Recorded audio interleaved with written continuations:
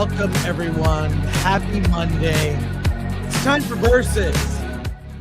That's right. Today on the show, we're talking the new HBO Max series, Dune Prophecy, set in the same timeline as Denis Villeneuve's Dune Part 1, Part 2, and the upcoming Part 3, the origins of the Bene Gesserit witches. It's going to land with normies? Are Dune fans going to be satisfied? We have our regular panel plus special guest plus news. There's so much news, so much happening in the world of entertainment. Let's kick things off. Let's get things started. Let's go and start the show.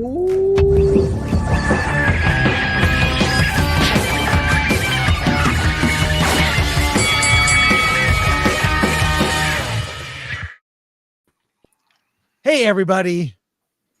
What's going on? What's up? Dune Prophecy. Hey. Let's do it. Let's do it. I just want to say before we get things started, I dressed for the occasion. Okay.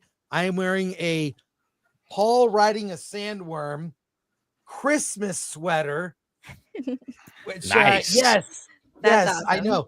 And it matches my face. It's very orange and beige. That's right, folks. White people are not all white. We're mostly beige. That's all I'll say.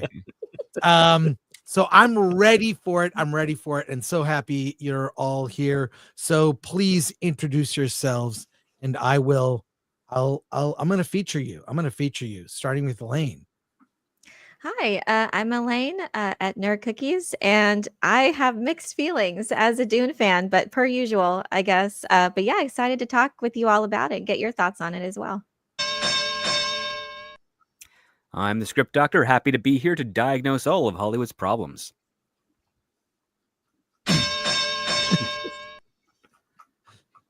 Angry Badger here to read those super chats and anything else Chris asked me to read, and yeah, let's go. Dune Prophecy, so good.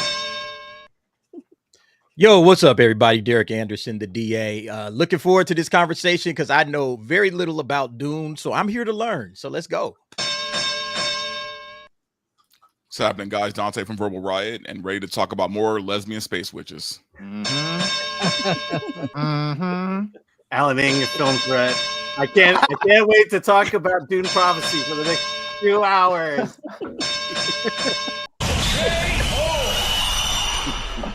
I love Alan. He's not. You say that every time you. I do every time I make fun of you. So, but we do have some news before we get into it. Okay, there is news out and about here. So I'm going to go to this news story we have, which came in last minute. We'll talk about this. Terrifier 3 marketing budget was $500,000. How is that even possible? So I'm going to throw up the story here, but we have discussed Terrifier 3. It's an indie movie that was released to theaters, a big release for a small indie movie, and was made for $2 million was the budget. And the marketing budget, because we're getting into that, marketing budget was $500,000. That's it. And it says this is from the IndieWire by Brian Welk. Terrifier 3 made $80 million.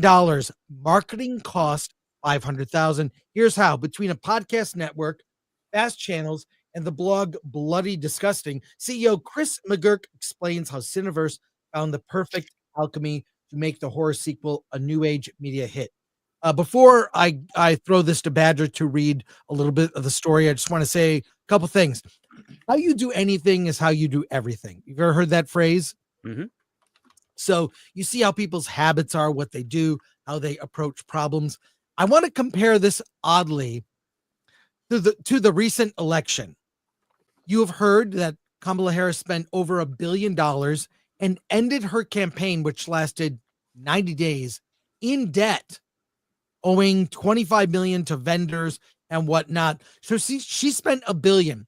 Trump conversely spent $300 million, less than a third on his campaign, and mostly did things like media such as Joe Rogan's podcast, other podcasts. JD Vance, his running mate, did other podcasts as well, like Tim Dillon and Rogan, among others. So one was more efficient with capital allocation, which is what we elect our officials to do. They've got our money, our tax money.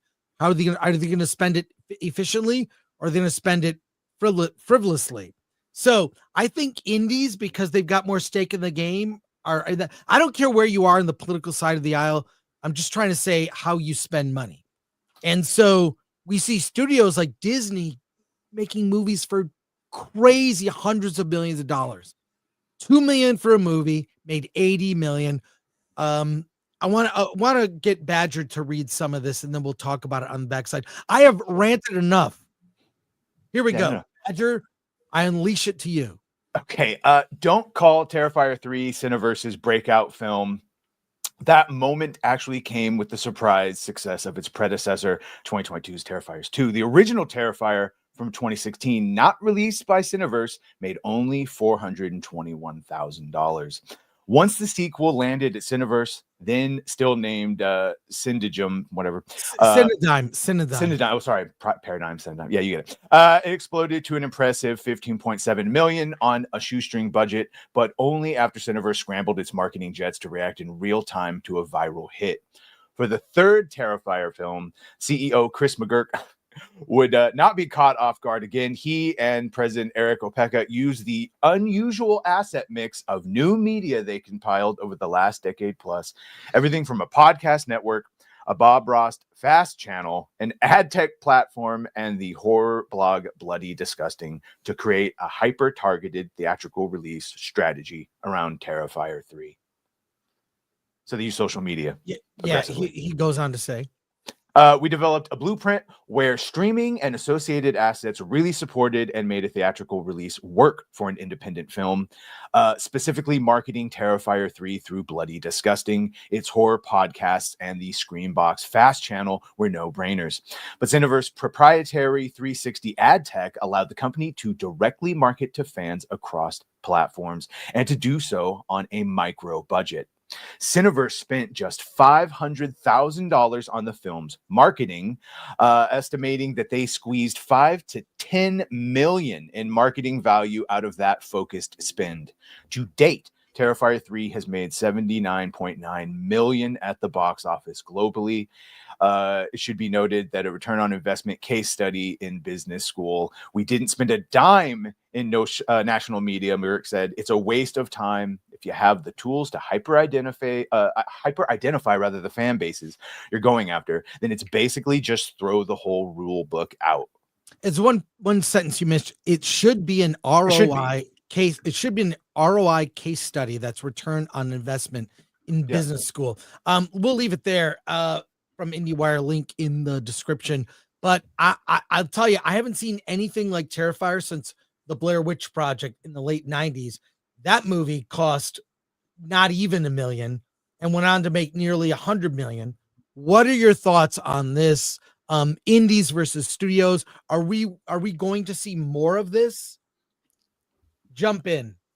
Well, I think Terrifier kind of had the advantage of knowing exactly what kind of film it was and exactly what kind of audience that they were trying to get, right? Like it's kind of like, you know, we're about to talk about it in a few minutes. It's like with Dune, right? If you look at the Dune movies, every shot was accounted for. Every penny of that budget for that movie or for those two movies were accounted for, as opposed to say something like The Acolyte, where you're even today. You know, we should be asking, you know, a lot harder questions about where all the money went for The Acolyte, because I don't even think a fourth of the budget went. This is separate from budget, right? Like production budget. I thought right, but I'm just okay. Right, I'm just saying. So we're talking about marketing, right? So I'm saying the marketing didn't justify the budget for that movie at all. And where something like Dune, the marketing budget is justified by the scope of the movie. I think Terrifier is smart in a way that it knew exactly what it was, and it knew how to market to those people who were going to watch that kind of film. They knew not everyone's going to watch Terrifier. They knew that, but they were smart about how they marketed and where they marketed. Right? look, we've been saying for how long now that the studio system is dying. It is. The studios are dying. Yeah. I do think right now that these smaller studios are on the come up. The problem is though, they're gonna reach a point where they're doing so well that they're gonna get bought out by these bigger studios, and then the crap happens all over again. Yep. Alan, I you like put the these point you numbers- brought up. I was going to Yeah. say, Chris, I like the point you brought up earlier about the government spending, because Mhm. I think what happens when you have a large budget or you have a lot of money to throw around, then you don't really pay attention to where that money goes. You're maybe trying to cast the widest net possible when you're marketing a movie. Like, let's just sell it to everybody. It's like not everybody's going to come and watch it. Like Dante said, it's just like a very small segment of people are going to come watch a movie like Terrifier. So why not hyper focus on those areas and get as much bang for your buck as possible? Like the government, they just throw a lot of money out there. Like these big studios, they do the exact same thing. They just throw a lot of money and just say, let's just throw as much money into this thing as we can. And not every dollar is being watched, but you're seeing the results of that. People aren't going to these movies. They're spending hundreds of millions of dollars, not just on the movie, but also on the budgeting or the marketing, I should say. So you end up just having a lot of waste. And they probably could have said, hey, let's make the movie a smaller movie. That's why I think like smaller budgeted movies actually do better, because they, are very, specific about the type of movie that they're making. There's not a lot of fat and a lot of gunk in the film. They trim it out. They make sure that it is perfectly sized. And then they do the same with the marketing. So then you end up with a movie that has a better chance to return its investment versus something that's just like, well, we spent $300 million on the movie and $150 million on the marketing, and you're not going to make any of that back, So Well, I think it's smart. I think it's smart for them to do it this way. Yeah, I think the point, it's not how much money you spend, but it's how you spend it. I mean, if you look at the numbers here, if Terrifier 3 had done the exact same marketing program as Terrifier 2, you'd probably be looking at $15 million. But they took that $500,000, which is more than the first movie. They targeted it. They knew their audience. They knew how to get to their audience. They teamed up with Bloody Disgusting. And now, 5 times as much. Look at the difference between Terrifier 3 and Terrifier 2 in terms So of. it's not just how, it's where. Like It's they not make only it that, it's also specific.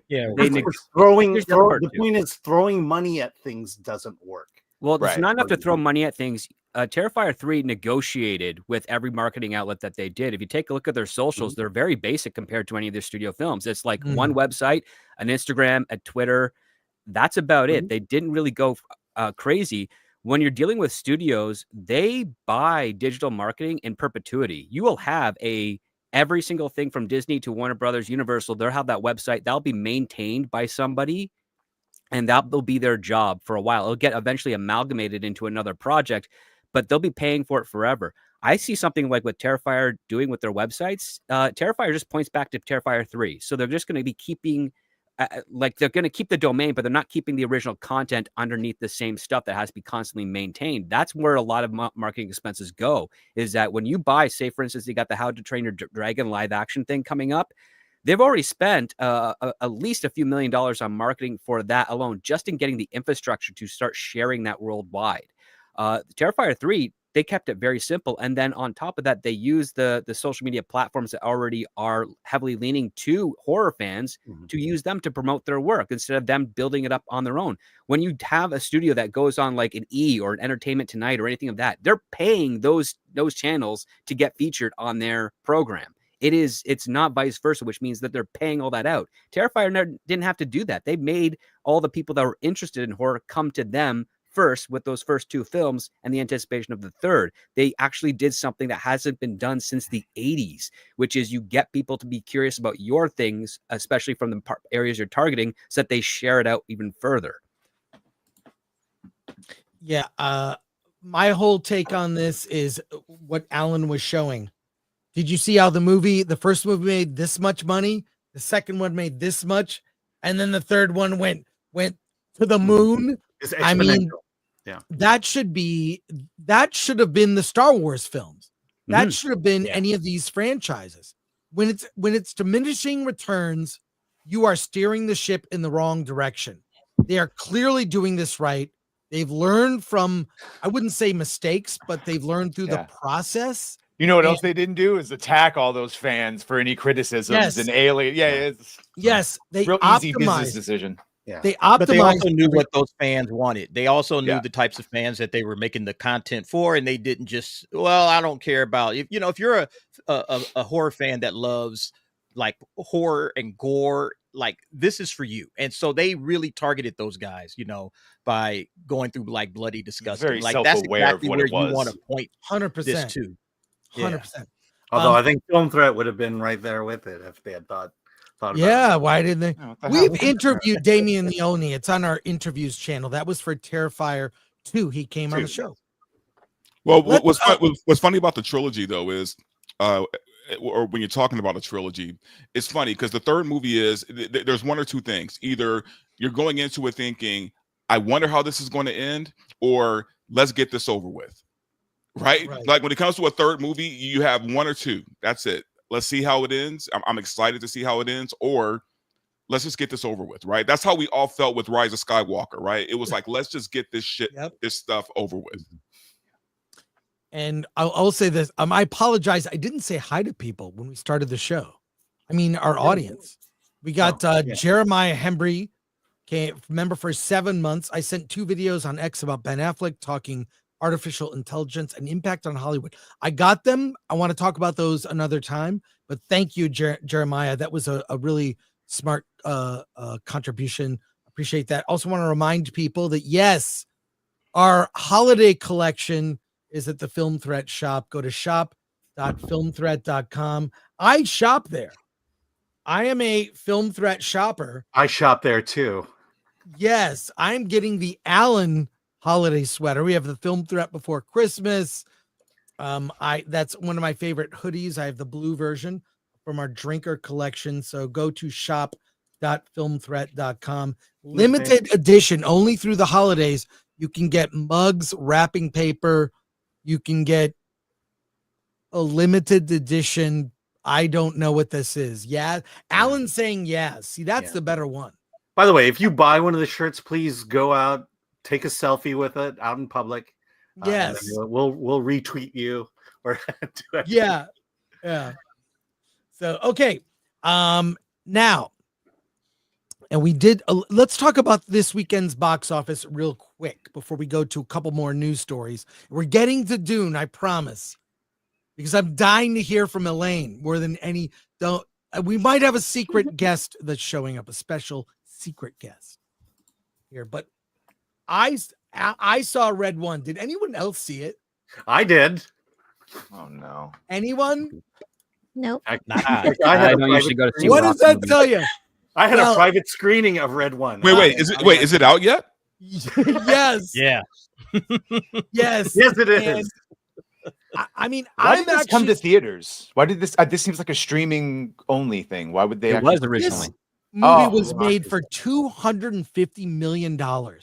Its opening weekend, which will be the most money it makes on 4,000 screens, 32 mil.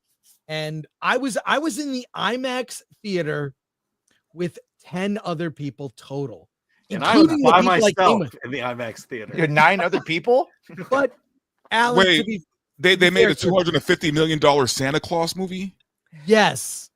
And it was really expensive. Lots of stunts, action sequences. I mean, how much did Elf make? I mean, Well, really. 50 million of it went to The Rock. Yes. I'm not kidding. It actually did. Yeah. No, I believe you. That's why I'm laughing. Now, you don't need to have seen the film to have some insight into why this thing bombed. Why did it bomb? You had Chris Evans, Captain America, also Johnny movie Storm. star. Yeah. You've got The Rock, you've got J.K. Simmons, J. Jonah Jameson as a jacked Santa. You've got it's Christmas, so it appeals to everyone. I told you what McFarlane made a whole line of figures for this movie for some reason. An entire line. Why? You could get The Rock. I don't know. That's what I'm saying. Why is this movie? Front. That's my guess. You think? Venom is do still all that? making money. It's crazy. You would think he's smarter than that to, not make a line and know whether it's going to succeed or fail. So if you're going to pay me enough money, if you're going to pay me enough money, I'll make it, and then you deal with the inventory. Yeah.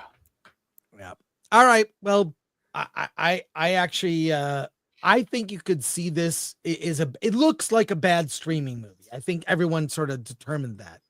So it was originally supposed to be a streaming movie. Amazon was going to release it exclusively on streaming, but some powers that be decided to give it a limited theatrical release. Fun fact, this is just another notch in the belt of The Rock helming a movie that does not perform well in theaters because he is not an Arnold Schwarzenegger or Sly Stallone as much as his agency wants him to be. Never has been, right? Exactly. And then on top of that, Chris Evans only makes big bucks over at Disney movies because they only want to see him play Captain America. He was in that spy film with Ana de Armas, and nobody showed up to it at all because it was a movie that wasn't marketed well. And it was also gender flipped because in the original screenplay, the man was the spy who had left and ghosted the female, and they decided to flip it.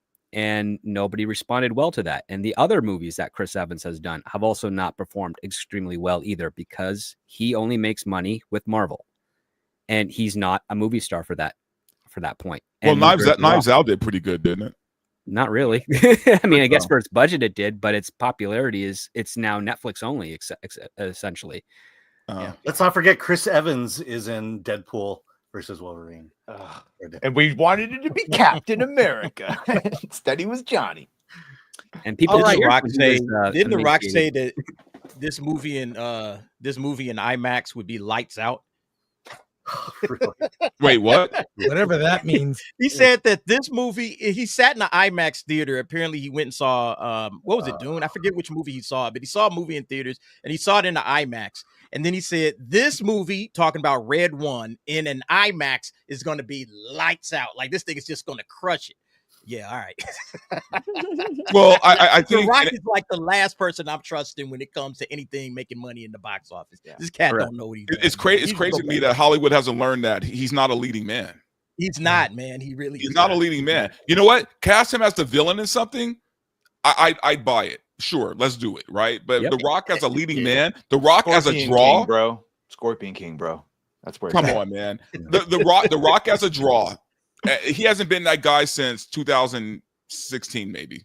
Yeah. Well, he needed Jason Statham for the Fast and Furious. And I don't think he's ever been that one guy. tier above The Rock because The Rock is really rock bottom when it comes to box office success. He's just I see what you did there. Yeah, it's not my joke, but I'm happy to. Did you see him? Let's pivot now before we get to our main story. This dropped. God. What's next for the DCU?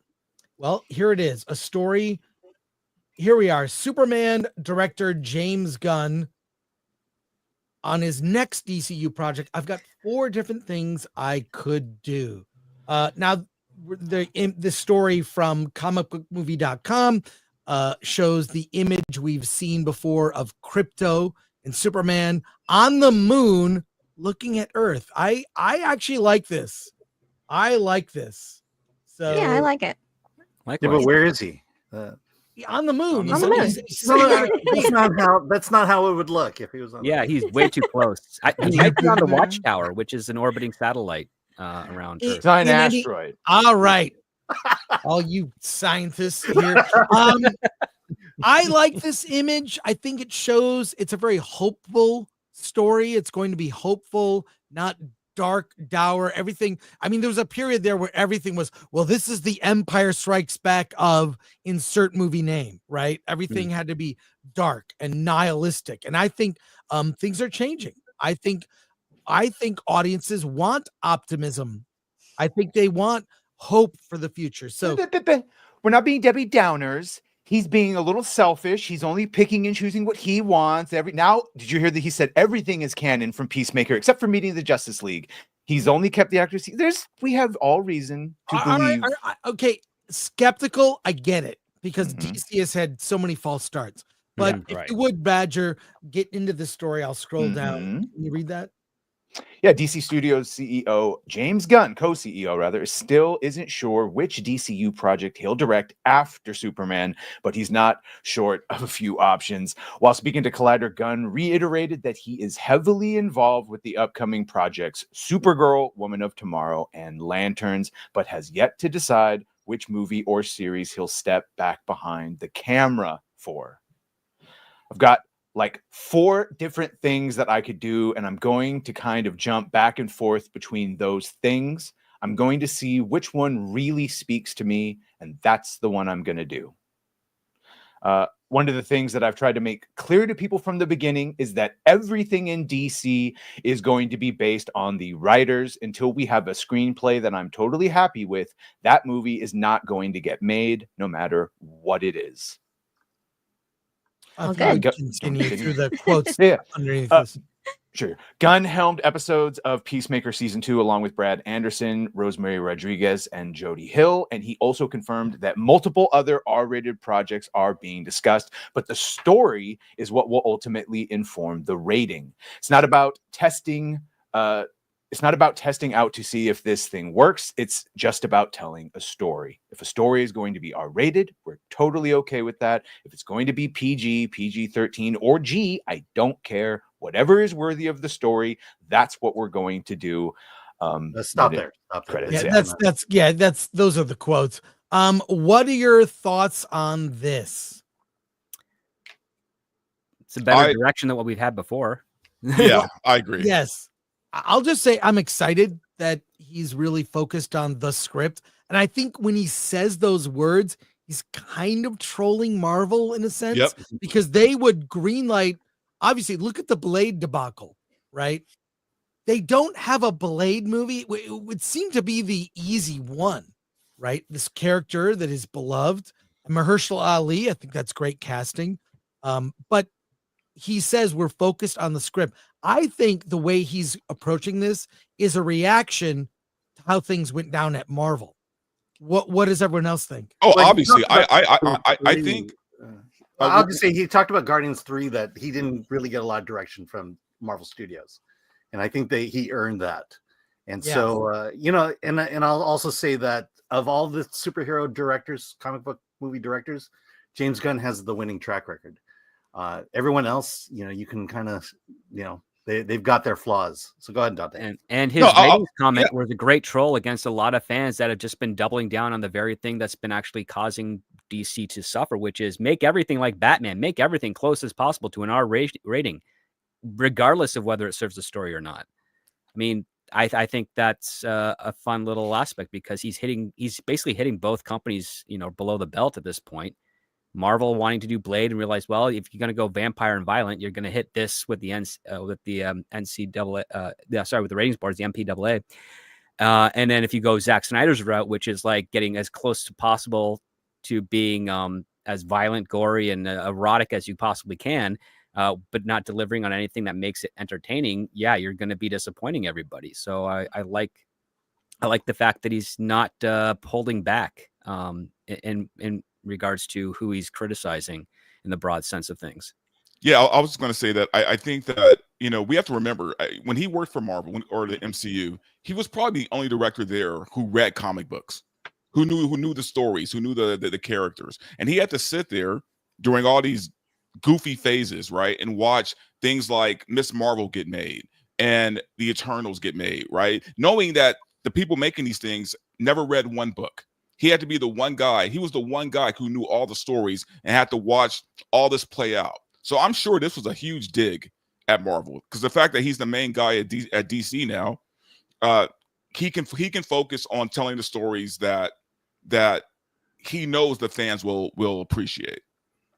And also the ones he wants. And I'll just say real quickly, he has set himself up for the hardest possible job, because he's already set himself up to have a Batman that's 10 years in and the lanterns that are already. So I'm saying he's already set up a bunch of parts in motion, which was sort of the criticism the first time they did this. That being said, if anyone could do this, I think it's him. I think Chris will be very happy with the direction of Superman if it's true that this is a Superman that's hopeful and doesn't kill. In a world where superheroes do kill, it'll be great. It's just that he set up so many moving parts at the same, instead of just giving one good Superman, that I can see why, including myself, everyone has a little bit of nervous trepidation. And he's just picking and choosing what he wants instead of what might truly be best and what truly fans want. Because I didn't know a lot of people were asking for Guy Gardner on the Justice League, but here we go. Well, I knew things were in good hands when he said that he's basing Superman off of Justice League New Frontier, which is an amazing book. If you guys haven't read it, go out and read it. Darwin It's, Cook. Darwin Cook, yeah. it's an amazing Justice League book. And he's basing the whole DCU on that. So I'm like, okay, this guy knows what he's doing. He knows what he's doing. Let's just trust him. Yeah. It's also going to be refreshing to have role models in Hollywood stories again, because that has been basically a fading idea for the last decade or so. Like, parents would have no problem with their kids liking superheroes so long as the superheroes behave like superheroes. And ideally, of course, you want, obviously, if you're a parent, you want to be a role model for your kid, but you also don't want to be have your kid look at someone else who inspires them as well, and then look at that person and be like, well, that person's behaving like a horrible human being. Why is my kid inspired by that?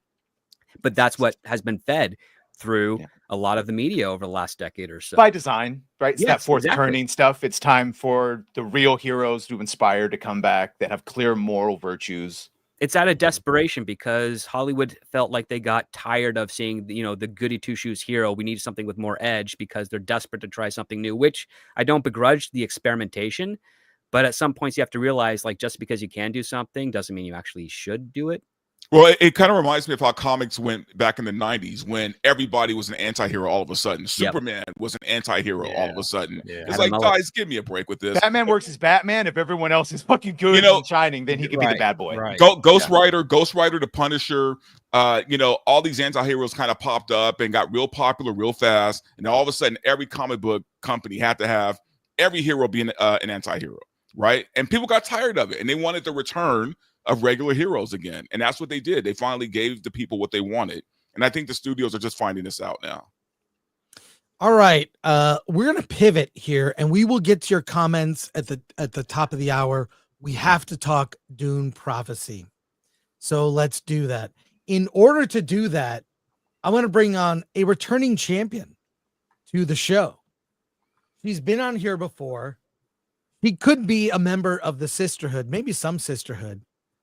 She is Danika XIX, aka Comic Book Girl 19. Danika, great to have you on the show. Hey, thanks for having me. I appreciate you guys bringing me on today to talk about Dune Prophecy. And you're in the midst of I'm going to keep you on here for a sec, embarrass you. You're in the midst of you're working on your Akira, the documentary. Can you give us an update? Yes. So we have shot a bunch of interviews this summer with a lot of people who are involved with bringing the movie over to America, with publishing Akira here in America. A lot of folks over at Streamline Pictures, a member of the Akira committee, and some others. And so right now we are in the editing phase. I do have a sizzle reel trailer that's been completed that'll be up soon. It'll be on my channel, and it'll be on the IMDb, and I'm going to make a website as well. But yeah, we're getting into editing, starting to edit like kind of the first half of the documentary, and then seeing where we're at with it, what more we need, trying to get more interviews, and setting up, for next year to kind of get the rest of the film in the can. So yeah, it's been a really fun process. Secure the documentary is really coming together, and I am very excited. I've had such a great team supporting me with it. And yeah, I'm excited to share it with you guys. Hopefully, if everything goes well, sometime later 2025, we'll see. Well, and there's simping for you in the chat. And speaking of simps, Robert No Meyer Burnett. simping. No Robert simping. I've been a Danika simp since I met her on Collider Heroes. Oh no, no simping. Come I'm just a on. nice lady. A dream girl making a documentary about Akira? I'm in my nice lady phase, in my nice You watched lady her era. X-Men history? Come on. Well, let's get into it, because I'm excited. Like, I can't wait. Maybe you'll give me we'll promote the when the sizzle comes out. I want to see the sizzle. Okay, Let me perfect. know. Dune Prophecy, the first episode, premiered last night on HBO Max. This is in the timeline, I guess, of the Denis Villeneuve Dune Part 1 and 2. It's set 10,000 years in the past from that timeline, from the birth of Paul Atreides. We have all seen the show, and I talked about it last week, but I want to hear what you guys think. Please feel free to jump in. I want to get everybody's thoughts, and we'll go around the horn here. but I'm gonna hold my thoughts for at the end. What do you guys think? It's a It mixed wasn't bag made for me. There we go. Yeah, It Yeah, I wasn't want made to for me. I was especially hear struggling, man. I was Nerd- struggling Nerd- with this. Again, Yeah. let Elaine go. Let Elaine go first. please.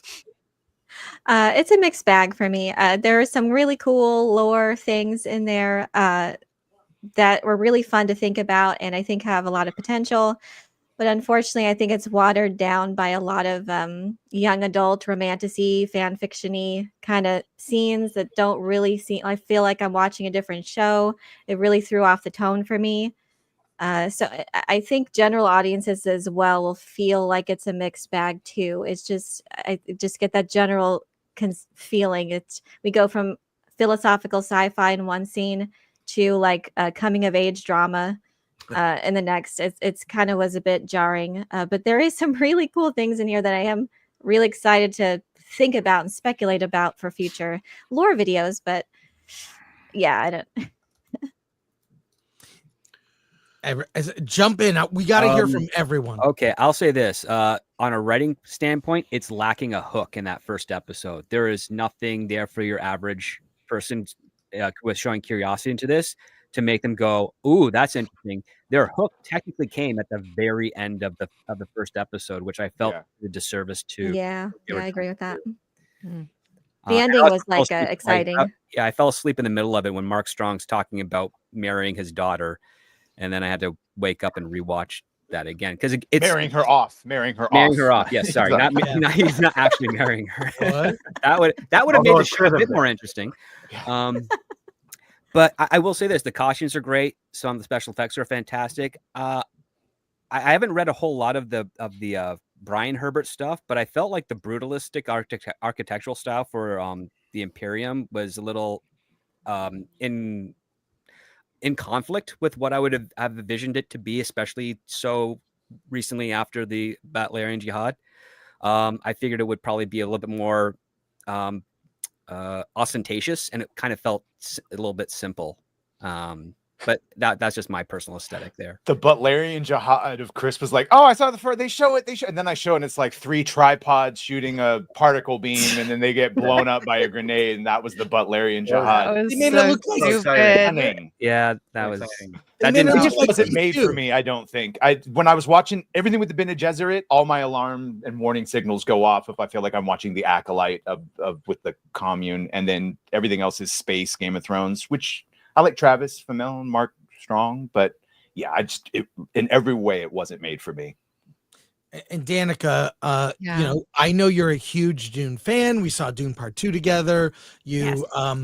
You have dressed. You were a sandworm once, weren't you? In a No, photo I- shoot? Oh yes, I was. I was A the sexy goddess sandworm? emperor. Right. So I was like, yeah, I was That's God, cool. God Empress, Cool. God Empress of Dune. There you go. So, yeah. And you have your Um, Dune book club, which I've seen on YouTube, which I Yes. highly recommend. Yes. What do you think about this first episode? Oof, I'm agreeing with what everybody else is saying. It makes me feel better that you guys are also saying this because I felt that it was, it didn't have a hook for me. I wasn't really connecting with any of the characters. I wasn't really excited about any of the storylines they had going. I was really confused. It's like we haven't had Dune on TV since the sci-fi miniseries, and so I will say it's an upgrade from the sci-fi miniseries. The costuming looks great. There are some really good effects. There's some good stuff going on, like the sandworm stuff. I was like, ooh, that looks great. But it just wasn't hitting for me. And I'm an Orthodox Herbertian, so like I don't read any of the Brian Herbert, Kevin J. Anderson stuff. And so I'm not sure, I was confused too. It was like, this is so soon after the Butlerian Jihad and they're already like mining spice. But are there Reverend Mothers? Like, have they figured out how to take the water of life? I know to that be they're- developed really quickly. They developed really quickly, but I don't think they're Reverend. I was just confused by a lot of stuff in it. And there was just a lot of some dumb shit in there. Like that guy. Can I do spoilers at all? Or Yeah, I don't know. Yeah, why I'm not? not gonna spoil anything, but there's this guy and he's just like rolling around and he like rolls up on the emperor at afterwards, and it's just like, hey, what's up, and has this private conversation with the emperor, and it's like there's no guards or like this guy can he just was a highly decorated soldier with 12 tours, and that's the only reason they left him alone. Yeah. to just go around the convenient. palace and then also go to talk to the little princeling or the richesse or richese, however they say it. I've heard richesse in the past. I was like, where are the guards? Like nobody's guarding any of these people. Like this guy could just roll around. Very empty. And I didn't love the Bene Gesserit too, where you have the princess and she's gonna go join, and it's like she's old enough to be having sex with her sword master.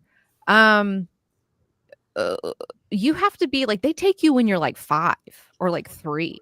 And I know that this is a proto Bene Gesserit, like they're still forming, but I just feel like if you're already like of age, like it's too late to become a sister. Like that. It's like a Jedi thing where you can't have an identity beforehand because you need to be indoctrinated. Yes. The right way. Yeah. Yes. Well, the Bene Gesserit are based off of the Jesuits. And it's like, get them while they're young and they're yours forever. And they also, it's like being a gymnast too. It's like, okay, you can't decide to be a gymnast or a ballerina when you're 20. It's too late. Your bones have set. Like it's watching all this was like if everyone was right about the Jedi being corrupt and actually planning to overthrow the Republic. Like that's what the Bene Gesserit literally are. I get it. It seems interesting, but nothing made me want to watch more of it. Yeah, I agree. And I hated like Wallach 9, where it was just very drab and bland and austere, and what the descriptions I've read of the Bene Gesserit, like home planet and stuff, it's like it's a beautiful place. It's not like, I mean, they don't live in this crazy luxury, but like it's not ugly, and it's also self-sustaining. Like they have farms, they're like cutting down their own trees, they have their own construction people, like they have a whole self-sustaining planet situation. It looks like they're just in this barren place and it's all dark and everything's black, and it's like no sense of irony, because that's what I liked about the concept of the Bene Gesserit and then the Imperium. It's like it's glorious, it's beautiful, it's everything, and it's like, but underneath it's really dark and twisted and manipulative and it's evil. Like that's it's a basic form of storytelling. And yet in this show, we kind of get told, oh yeah, they look creepy, they look dark, they look drab because they are. It's one dimension. Yeah. None of the students interested me. And God, that Butlerian Jihad, I was like, oh, Frank Herbert is rolling in his grave with this silly shit. Like it is not a Skynet Terminator situation. Like that was not his tripods. Oh my Lord. I was like, no, you fucking guys. But I get it. It's like it's very watered down, and it does kind of feel like I don't know. I don't want to say a CW show, but a little bit. Isn't that Dune Club? Sometimes, They had a club. nightclub. And I'm not saying there's not bars and shit. I kind of liked it, right? Because it shows what the populace might be doing, but not an insult to CW. It feels like television Dune. There's not fucking techno DJs in the Dune universe. Like, I mean, what about the drugs they were doing? I think it was a different show at that point. Like, it didn't match with the rest of the show. Like, we were having like political intrigue, drama, and making these secret moves behind the scenes, and then you go to nightclub and and then there's like a Fremen bartender or something, and I was like, what? Like you. And they were doing spice, right? Were they? That's what I was wondering what that drug was. Spice? The inhaler thing. I don't know what it was. Or were they doing lines of spice? I think this was a very risky show for HBO to do for a few reasons. Number one, Dune is a very hard IP for a normie to just jump into. You know, they did good with the movies. They did good getting normies to understand what was going on in the films. Bravo to them for that.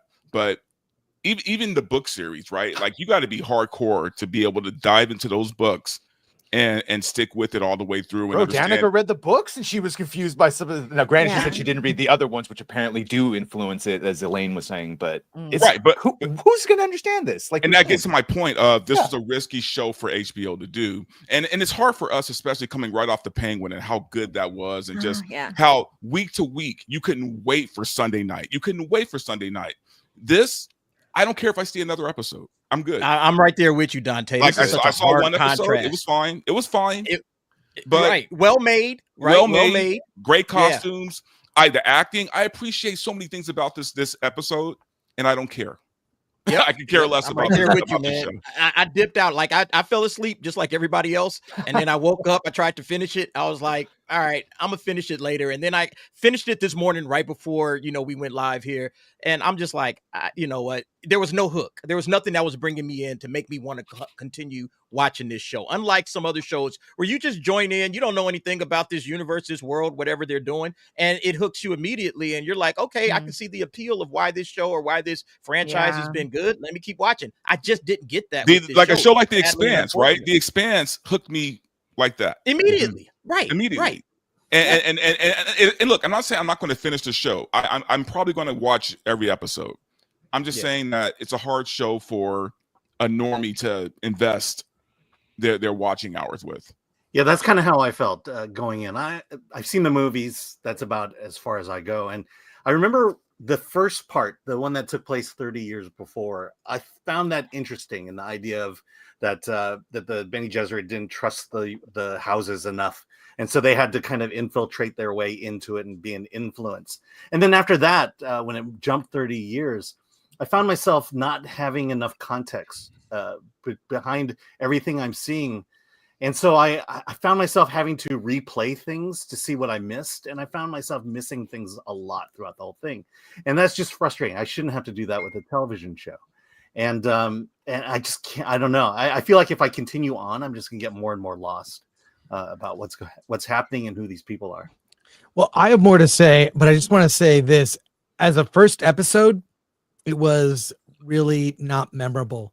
Mm-hmm. When I think about certain first episodes of shows, Mad Men, the introduction of Don Draper, Breaking Bad, right? Just certain first Game of Thrones. Right. They have to hook you with the characters. That's the sole purpose of a first episode. Desmond. Right. The only reason I would keep watching is the Travis Fimmel character, who's got a weird Heath Ledger Joker like contained madness thing going on, where it's sort of crazy. I don't know what happened to him, but in television, that first episode is so important because it has to fill you in on the world, and as you get you excited to see the next episode. Because if you're not excited to see that next episode, you're not going to see the next episode. Well, they're trying to hook you with that thing in the end. Again, I'm not spoiling anything, but that guy, and it's like, ooh, and it's like it didn't work at all. Like you see that stuff like in Lost, where it's like, oh, there's a mystery. I want to know more. And with this, I was just like, I don't care. What? Okay. And who's really the main character in this series? Yes. That's the big question. I can't answer that. Right? Mark Strong, Travis Fimmel, I think. Maybe. The daughter. Rob. Rob. I haven't weighed in on this yet. Here's the thing. The original team that was making this show was scrapped, and they had to go back to the beginning and start with. I honestly think a show like this is beyond the people who are making it. And I'm watching this show, and I'm thinking, first of all, as far as Dune goes, I am a Herbert purist. There are 6 Dune novels. Yes. Now, I understand that Kevin Anderson and Brian Herbert, they went on and they wrote all this extra stuff. Fan fiction.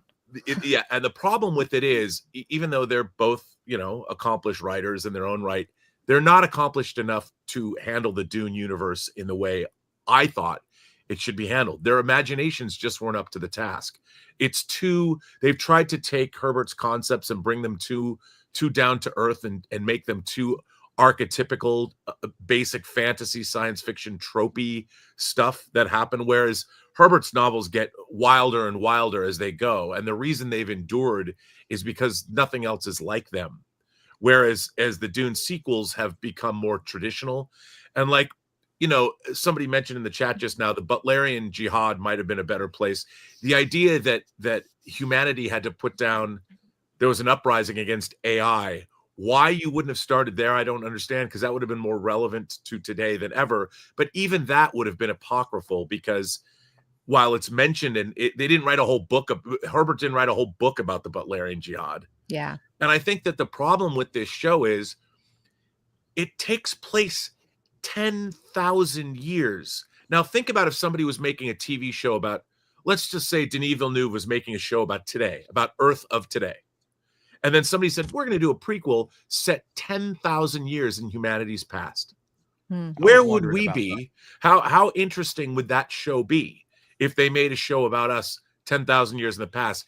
This show might as well take place 50 years before Dune. And the interesting technology like levels off, right? It's sort of the same technology for a while. In 10,000 years? I mean, it's where the Dune universe wound up as opposed to if it began on Earth. They couldn't this show can't possibly work because ultimately the themes that they're dealing with, like the Bene Gesserit seeding cultures with their own prophecies, you know, that are fake. Yeah, the whole thing, everything that happens in Dune, that the Bene Gesserit seeded, those concepts are anti-television show. Well, the eugenics breeding program that they got going on ain't exactly made for TV either. But at least people can understand that. I mean, but getting into that, the whole, and I think that this show, obviously the first creative team didn't know what to do with it. This creative team has tried to make it. They're trying to have their cake and eat it too. I'll still watch this because the first episode of anything just sort of kind of gets you into it. But I just don't even know if this show is the show about the Bene Gesserit that they should have made. It seems to me that they're trying to shoehorn all this other stuff in to make it more palatable to let's do everything we can to get away from the intrigue and I can't help. There's a movie playing now called Conclave, which is about the choice of a new pope. It stars Ralph Fiennes and Stanley Tucci and John Lithgow. It's very insular. It's a great thriller based on a novel. It's a terrific movie. And I'm thinking the sci-fi version of that would have been more along the lines of what they should have done. But in order, and I think it's a thankless task to try and do this kind of a show. And I understand why they went for it. I mean, in this day and age, let's do a show about an order of women that are secretly pulling the strings behind the entire Imperium. You know, all the Landsrat are subject to what the Bene Gesserit quote unquote witches, you know, they're awesome characters. So lean into that. But they don't. They have to have all this other traditional stuff because no one can figure out how to make a show about the Bene Gesserit order that interesting. And I look at Conclave, and who would have thought a 2-hour movie about a bunch of priests picking a pope could be that? Because they leaned into the Catholicism of it all. They leaned into what they were doing. Lean into what the Bene Gesserit are. Don't try and make it like Game of Thrones or like Lord of the Rings or like this. Take what Frank Herbert gave you and extrapolate upon that. But the problem is, I don't think we have writers these days that are smart enough to do it. They're all still following the Buffy, the Joss Whedon school. Now it's Joss Whedon mixed with Game of Thrones. You know, I watched that movie Lucy recently with the Luc Besson film with the Luc Besson film, and she's like using more of her brain, and I realized, I was like, oh wait, because there was a part where she's using a little bit more and she can control her body, and I was like, that's what the Bene Gesserit are doing. They've learned to use more of their brain, and it's not a superpower, it's just they're using more like Mentats bandwidth, and they're able to control their bodies. And it's like, what a cool concept to get into and like expand in a show. That would be really cool. That would be fantastic. But you need writers to understand just what you just said. Well, and I feel like there's certain that are well read. Sorry, Elaine, go ahead. Oh, well, I feel like there's several teams of writers on this show, because some scenes feel like they are intelligently written, and some that are like amateur fan fiction-y. Most of the like the young scenes, the nightclub scenes, the boarding school like coming of age drama scenes don't feel like it belongs to when you have the scene with the Emperor and how the Duke of House or Chess, they're trying to make a deal, and both of their reverend mothers are secretly conspiring together. I thought that scene was actually really cool. Which how do really people not realize that every Bene Gesserit is like in on it with each other, right? They all just happen to have a Bene Gesserit, and they don't. Well, they've made themselves indispensable. They in this post AI intelligent like thinking machine era, humans have tried to advance themselves to close the gap in that. But yeah, I think that this show has fallen into the trap that I've seen a lot of ensemble like fantasy shows like this do, which is they're trying to do too much, and they're failing, or they're not doing as well with all the stuff they're trying to do. So I think if they minimalize the show a little bit, actually condense it to where the several main characters, which I think would be Valiant and Tula Harkonnen and the Emperor's Truesayer and the Emperor and Desmond, focus on those stories. Don't try to do all of these things at once, because it ends up just being a chaotic kind of mixed bag. And yeah, I just feel like they're doing with an ensemble like this, we just jump around way too much. And what I want to see was like in this scene, but then we jump around to characters and plot lines I do not care was the about. Game They of don't Thrones do a good problem. job doing. Too Same thing many with like Rings of introductions. Power. Yeah. Like they could have Yeah. just condensed it, and I just feel like there's two different calibers of writing, at odds with each other, and yeah, it's unfortunate. To me, it lacks focus. I don't know. I know narratively where they're trying to go, but I don't understand the subtext behind it all. I mean, but yeah, go ahead. With the cool like lore stuff that I was thinking, there were actually some very Frank Herbert-y things and ideas in here, and that's why I feel like there's some potential if they can make that grow and water that and kind of cut what's not working. When Desmond's talking about we were controlled by thinking machines, and we just replaced the method of control with the Bene Gesserit. And that's very like Frank Herbert-y, like his themes about mankind needs to wrest itself from these mechanisms of control, whether it's technology, whether it's spice, that single commodity that everything the universe is built on, whether it's Bene Gesserit, Mentats, all of these things. We are prone to let ourselves be controlled. And his theme, broader, grander theme that's expanded on the later novels, was about making sure humanity is never in that position again. And I felt like there were seeds of that in there, and I want that to be watered. So that's the little hope that is hooking me at the moment. But if you're not a Dune fan, if you're not in that deep cut lore stuff, I don't see it connecting to general audiences. Yeah, I'm gonna wait. It just seems like, look, if you're gonna do this show, go all in, right? You have to go all in on the fans of the series or of the books, because those are the only people who are really going to like support this. The average casual, the average normie, like I said, it was hard enough to like understand the movies, but we did, right? Because Denny's a great director, and we got what he was trying to say. But going into something like this, where you want to get way more into the lore, you'd be better off just trying to appease the hardcore fans, and then have everyone else jump on, who are interested, then try to go for like this broad stroke and try to get everybody, hooked on the show like you did the movies. You can't do that, man, because the movies were very specific about the story they were telling.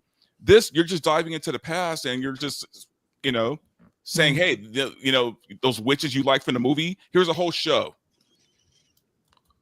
Yeah. And it doesn't appeal to the average watcher. Yeah. When Frank Herbert, the first book, when he's establishing his world, there isn't a huge lore dump, actually. You just learn the information that's necessary to continue on. We're kind of like in the mind of Paul Atreides there. He's learning as we're going too. And the exposition or just establishing the world is done through conversation. It's actually done through you're learning about the characters, and then through their conversations with each other, we're learning about the politics of the world, the landscape, and why humanity and its institutions are the way they are. They should have done that instead of this huge long lore dump in the beginning. That was a mistake. I thought. I think we should just thrust us into this story, show us like Desmond Hart, facing off with the sandworm, because that was the most interesting. Start there. Or something like that. Start with the characters, and through their perspectives and through their conversations and their journeys, we'll learn about the world itself. We can talk about the Great Revolt against machines through the different conversations. It would have been a much better way or easier way for audiences to learn about things, and instead of just this kind of boring exposition. Yeah, that's what I was going to ask. who is it that I'm supposed to be following in this story? Is it Desmond Hart? Is that the main line character The that I'm supposed to be? Atreides. I just know that that's who ends up winning 10,000 years from now. So I like that family. Well, Right. to Elaine's point, like you get more into a story when you get invested in a character. So if I can get invested in this guy, like, okay, this is the character I'm following. I want to see what happens to him. Okay, now I'm invested. And then you can lay out all of your lore and everything else that connects the dots. You can do all of that stuff through this character or through his story. But if you're just giving me a hodgepodge of mishmash, I'm like, where am I supposed to be at? Because again, I love the two films and I am really a fan of those two films. But when I got here, I'm like, I'm lost. I have Desmond no idea is who who I I'm would supposed to be follow. following or why. Yeah. Also, can we stop making shows where adults have to marry children? Like, can we just can we let that trope go? Like, I'm sorry, I know it happened back in the day, but I'm just tired of seeing adults marrying children. That's all. It's part of the elite. They marry off their kids as early as they possibly can. It's not the normies that do that. It's only the high. He said, "I wish I very was younger wealthy- so I could rule longer." Yeah. I'll And say that little that toy of his was so goofy. I was like, what? It was like Why a dumb would you bring digital that? effect. What I are you will doing? say, from a production standpoint, the wardrobe, the costumes, Yeah, like that stuff all is of great. the, and I've seen 3 episodes beyond the first one. Does it get better? I Does it get can't better? say it improves. There is a sex scene, so you're gonna Uba? get sex in Dune, but it's like the club scene in this episode. It seems so There's a out of sex scene in place. this one. Like, what is this? It's so out of place. Like, this isn't Dune. This is like, generic sci-fi club in a sci-fi channel show. So I think on every level, the actors, great. The wardrobe, great.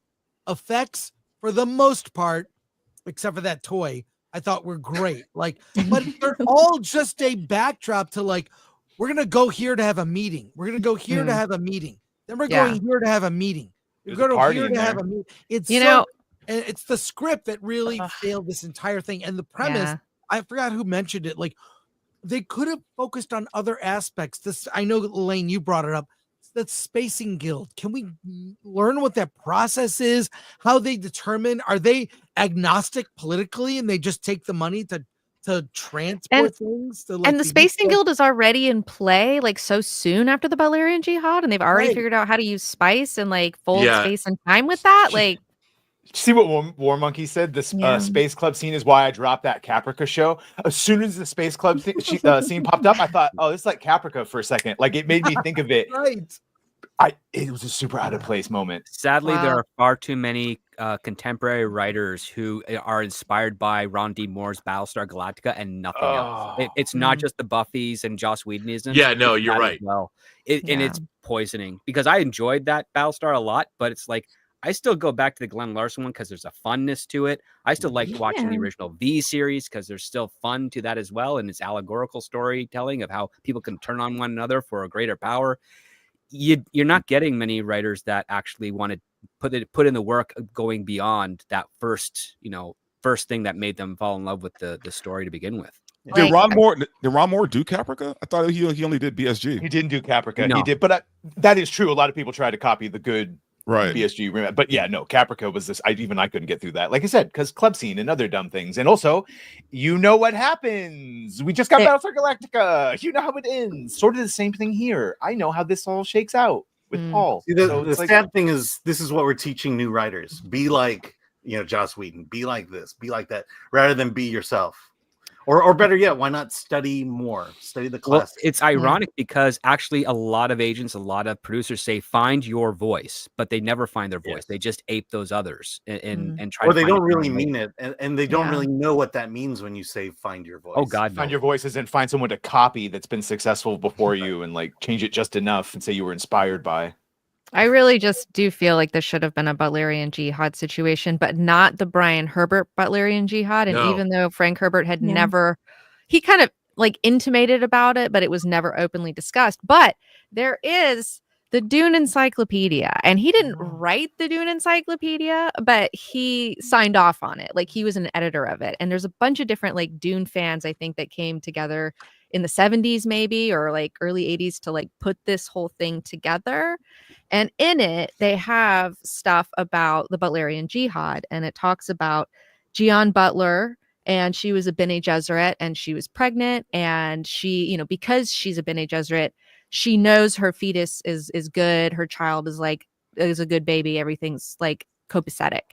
She goes to the hospital, she is anesthetized, she wakes up, the hospital's like, oh, we had to abort your fetus or your baby because it was really deformed, and she knows that isn't true. And then she goes to find out that like let's see here, the first self-programming machine on Komos, which is the hospital director, had instituted a program of unjustified abortions. Armed with this information, she approaches the priestesses of Kubebe for their aid in creating a movement against the domination by richesse. And it's like, ooh, that's so interesting. Like, just use this. Okay. Yeah, like, I can't imagine how the Butlerian jihad being sparked off by abortion rights would have gone over. It's not about abortion rights. It's like this fucking I know, I'm being computer. facetious. It's the state having control over the body. Yeah. Yeah. But Well, personally, sorry. once men turn their thinking over to machines in the hopes that this would set them free, but that only permitted other men with machines to enslave them, and that's the Butlerian jihad. It's not evil fucking robots, it's just like other people using these things Weaponized. They should have AI. started with that line. That's how they should have opened this show. If you're going to talk about the Machine Crusade, they didn't have it in the movies, in the recent film adaptation. A perfect opportunity, because if that's what this show is intended to do, expand upon lore that the films didn't get to. That's a perfect opportunity to use what Reverend Mother Mahayam's conversation with Paul that they didn't use for the films, and instill it in this to set up your scene. If it's the title card says this is based on Frank Herbert's epic universe, well, that would have been a perfect way to introduce it and set the tone. If this is truly within his concepts, his mind and ideas, then you need to set that tone right. And I was just annoyed the whole time that they didn't start with that line, that men turned their thinking over to machines, that this was a philosophical, ideological conflict, that men had, through human innovation, had become lazy. They were turning over what made them human to machines, and they were doing everything for them. And this growing thought came, instilled among the masses: man may not be replaced. And that is the fire that sparked this huge war, because humans were using technology to get them to this point of this stagnation and where they weren't being human anymore. And it's so relevant what we're seeing today.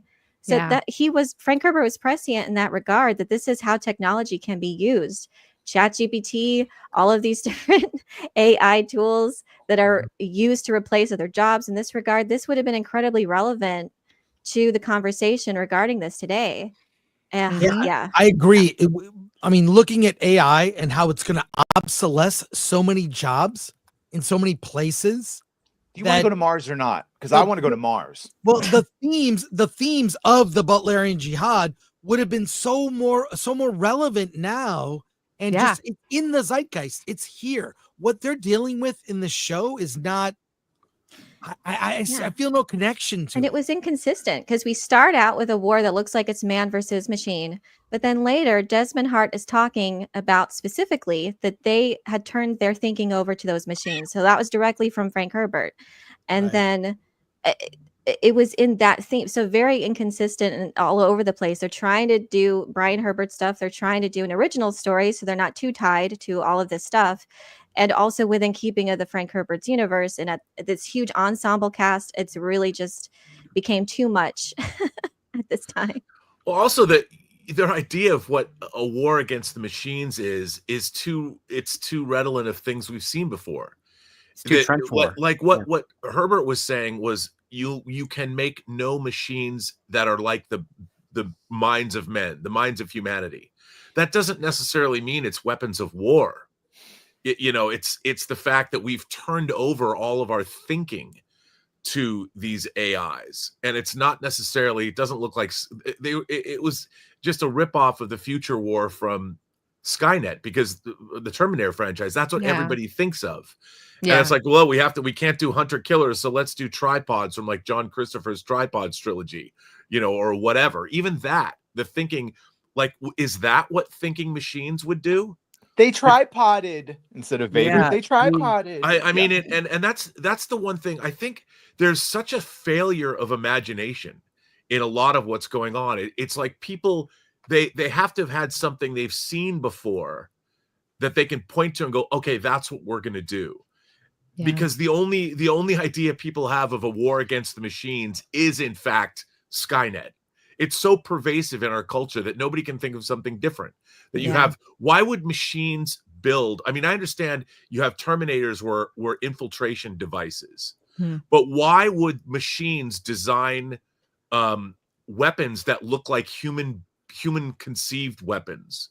Like, why would you have flying hunter killers that look like men would have designed them? Why would you have tanks? It'd be like the Matrix, right? Where they're all. I mean, yeah, it would be totally. It would be something something totally different. You have to think like, if you were unfettered by the constraints of having to build something that a human being could fly or operate, what would you do? Like, machines would have microscopic drones that could fly into the ears of or nose cavities that you couldn't even see.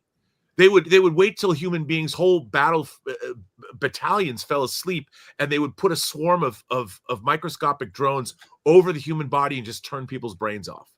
Yeah. You know, it would not be dramatic necessarily, but the failure of imagination on a lot of the current science fiction that we see.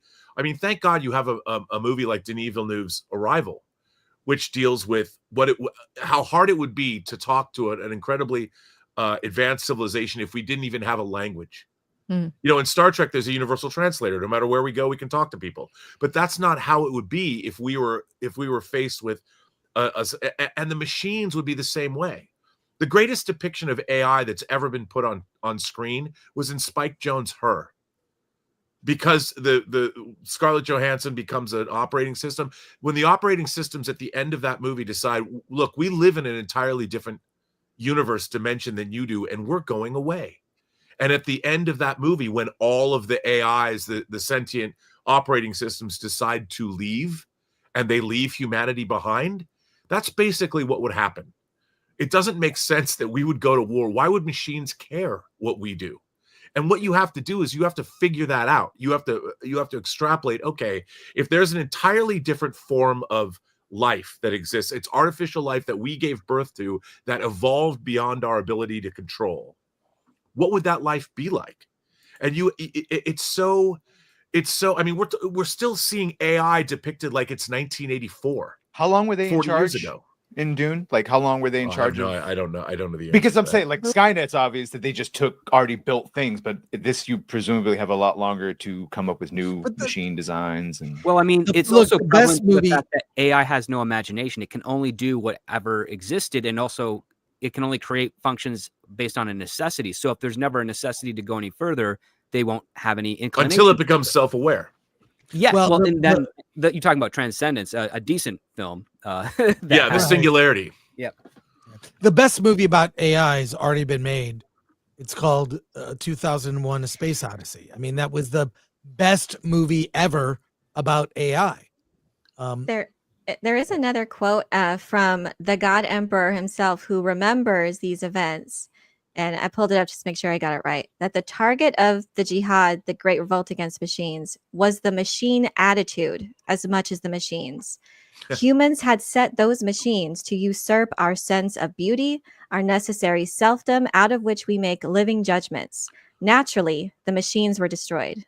And I think that puts it like, paints the better picture I love it. of what was going on, that humans are starting to think like machines. It had reached that point, and then they resolved to never be replaced in that sense. So any device or function that mimics any human thing or any human function that we do was gone. So there are devices in this universe. It's just very interesting how it's portrayed. They're highliners that fold space. There are devices that they can use, but if it's anywhere close to mimicking a human ability, it's gone. It's not allowed. It's forbidden.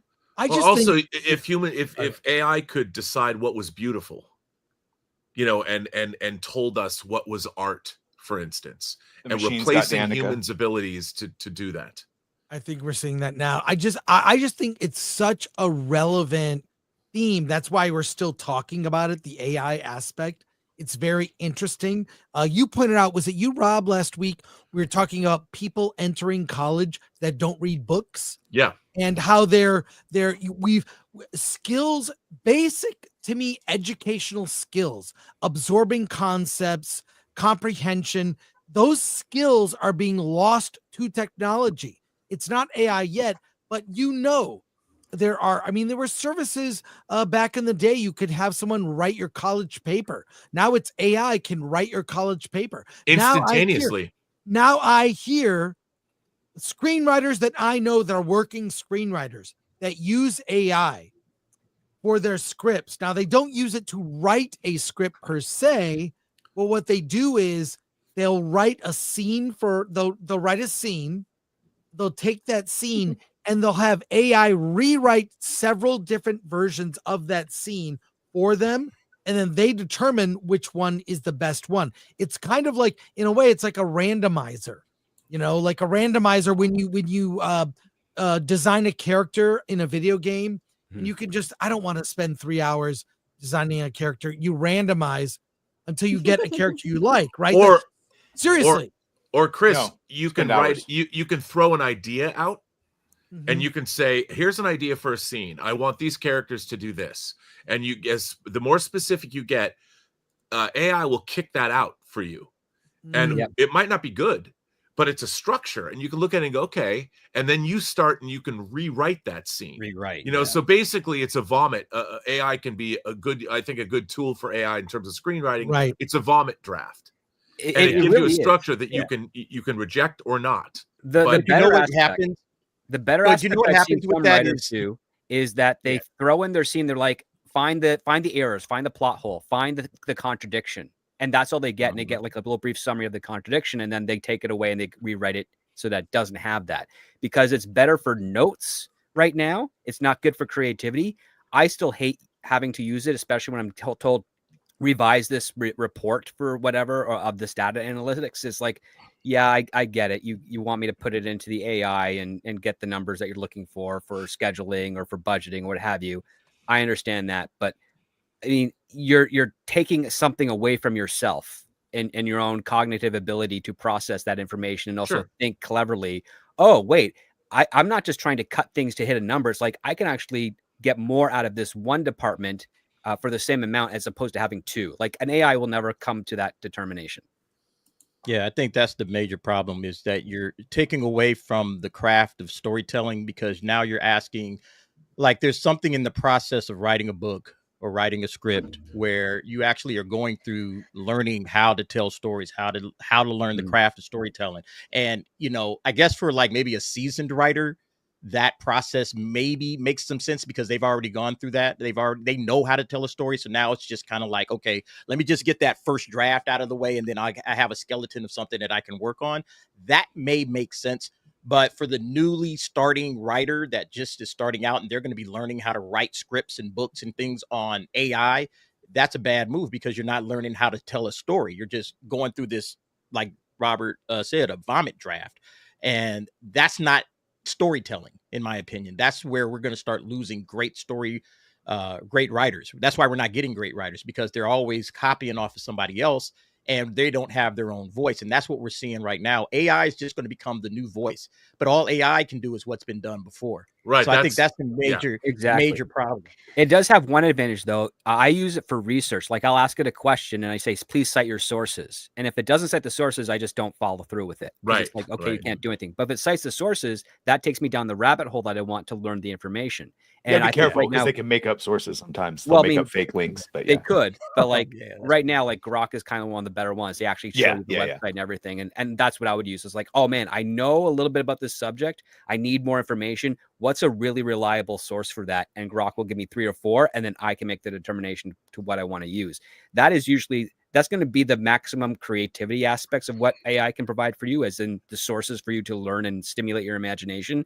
But the moment that you start offshooting it and saying, I want you to write a scene for this, fit this parameters, fit these things, you've now given up as a writer, because you're no longer doing the creative aspect of it.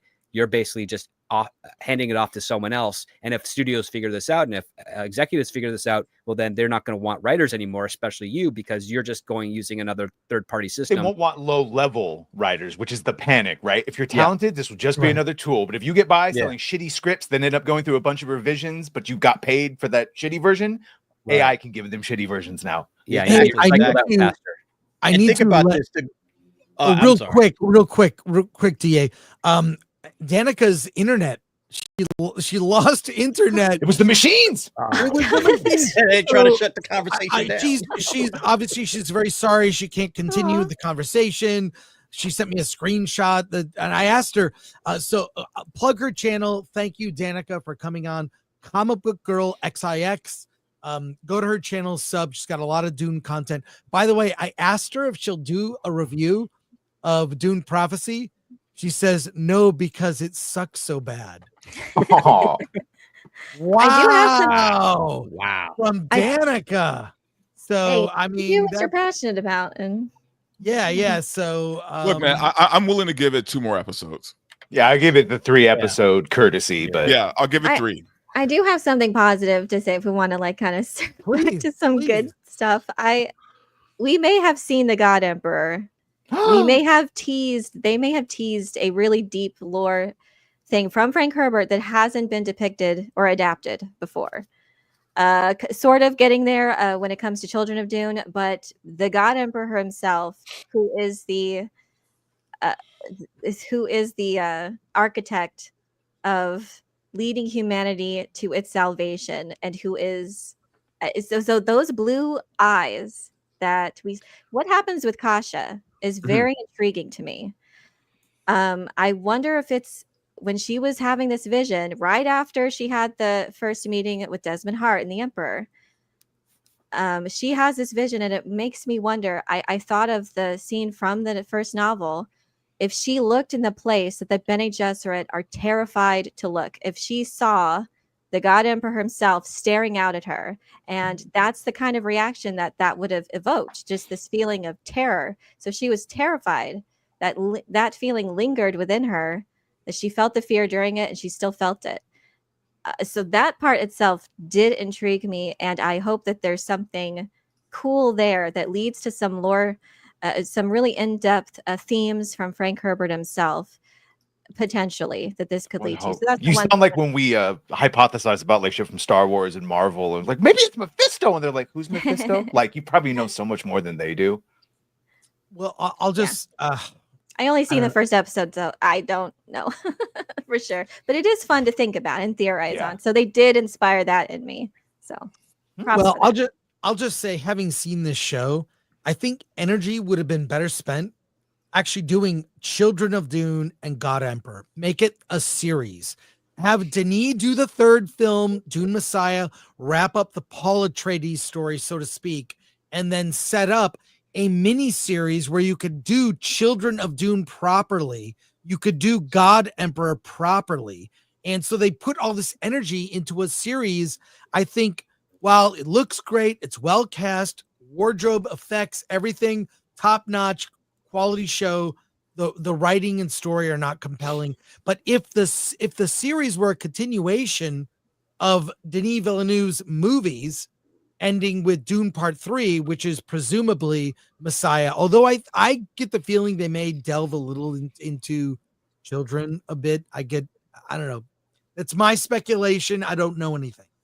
But it's I think we can all, I don't want to speak for everybody, but we were all underwhelmed. And I'll say, having seen 4 episodes, it's pretty much the same.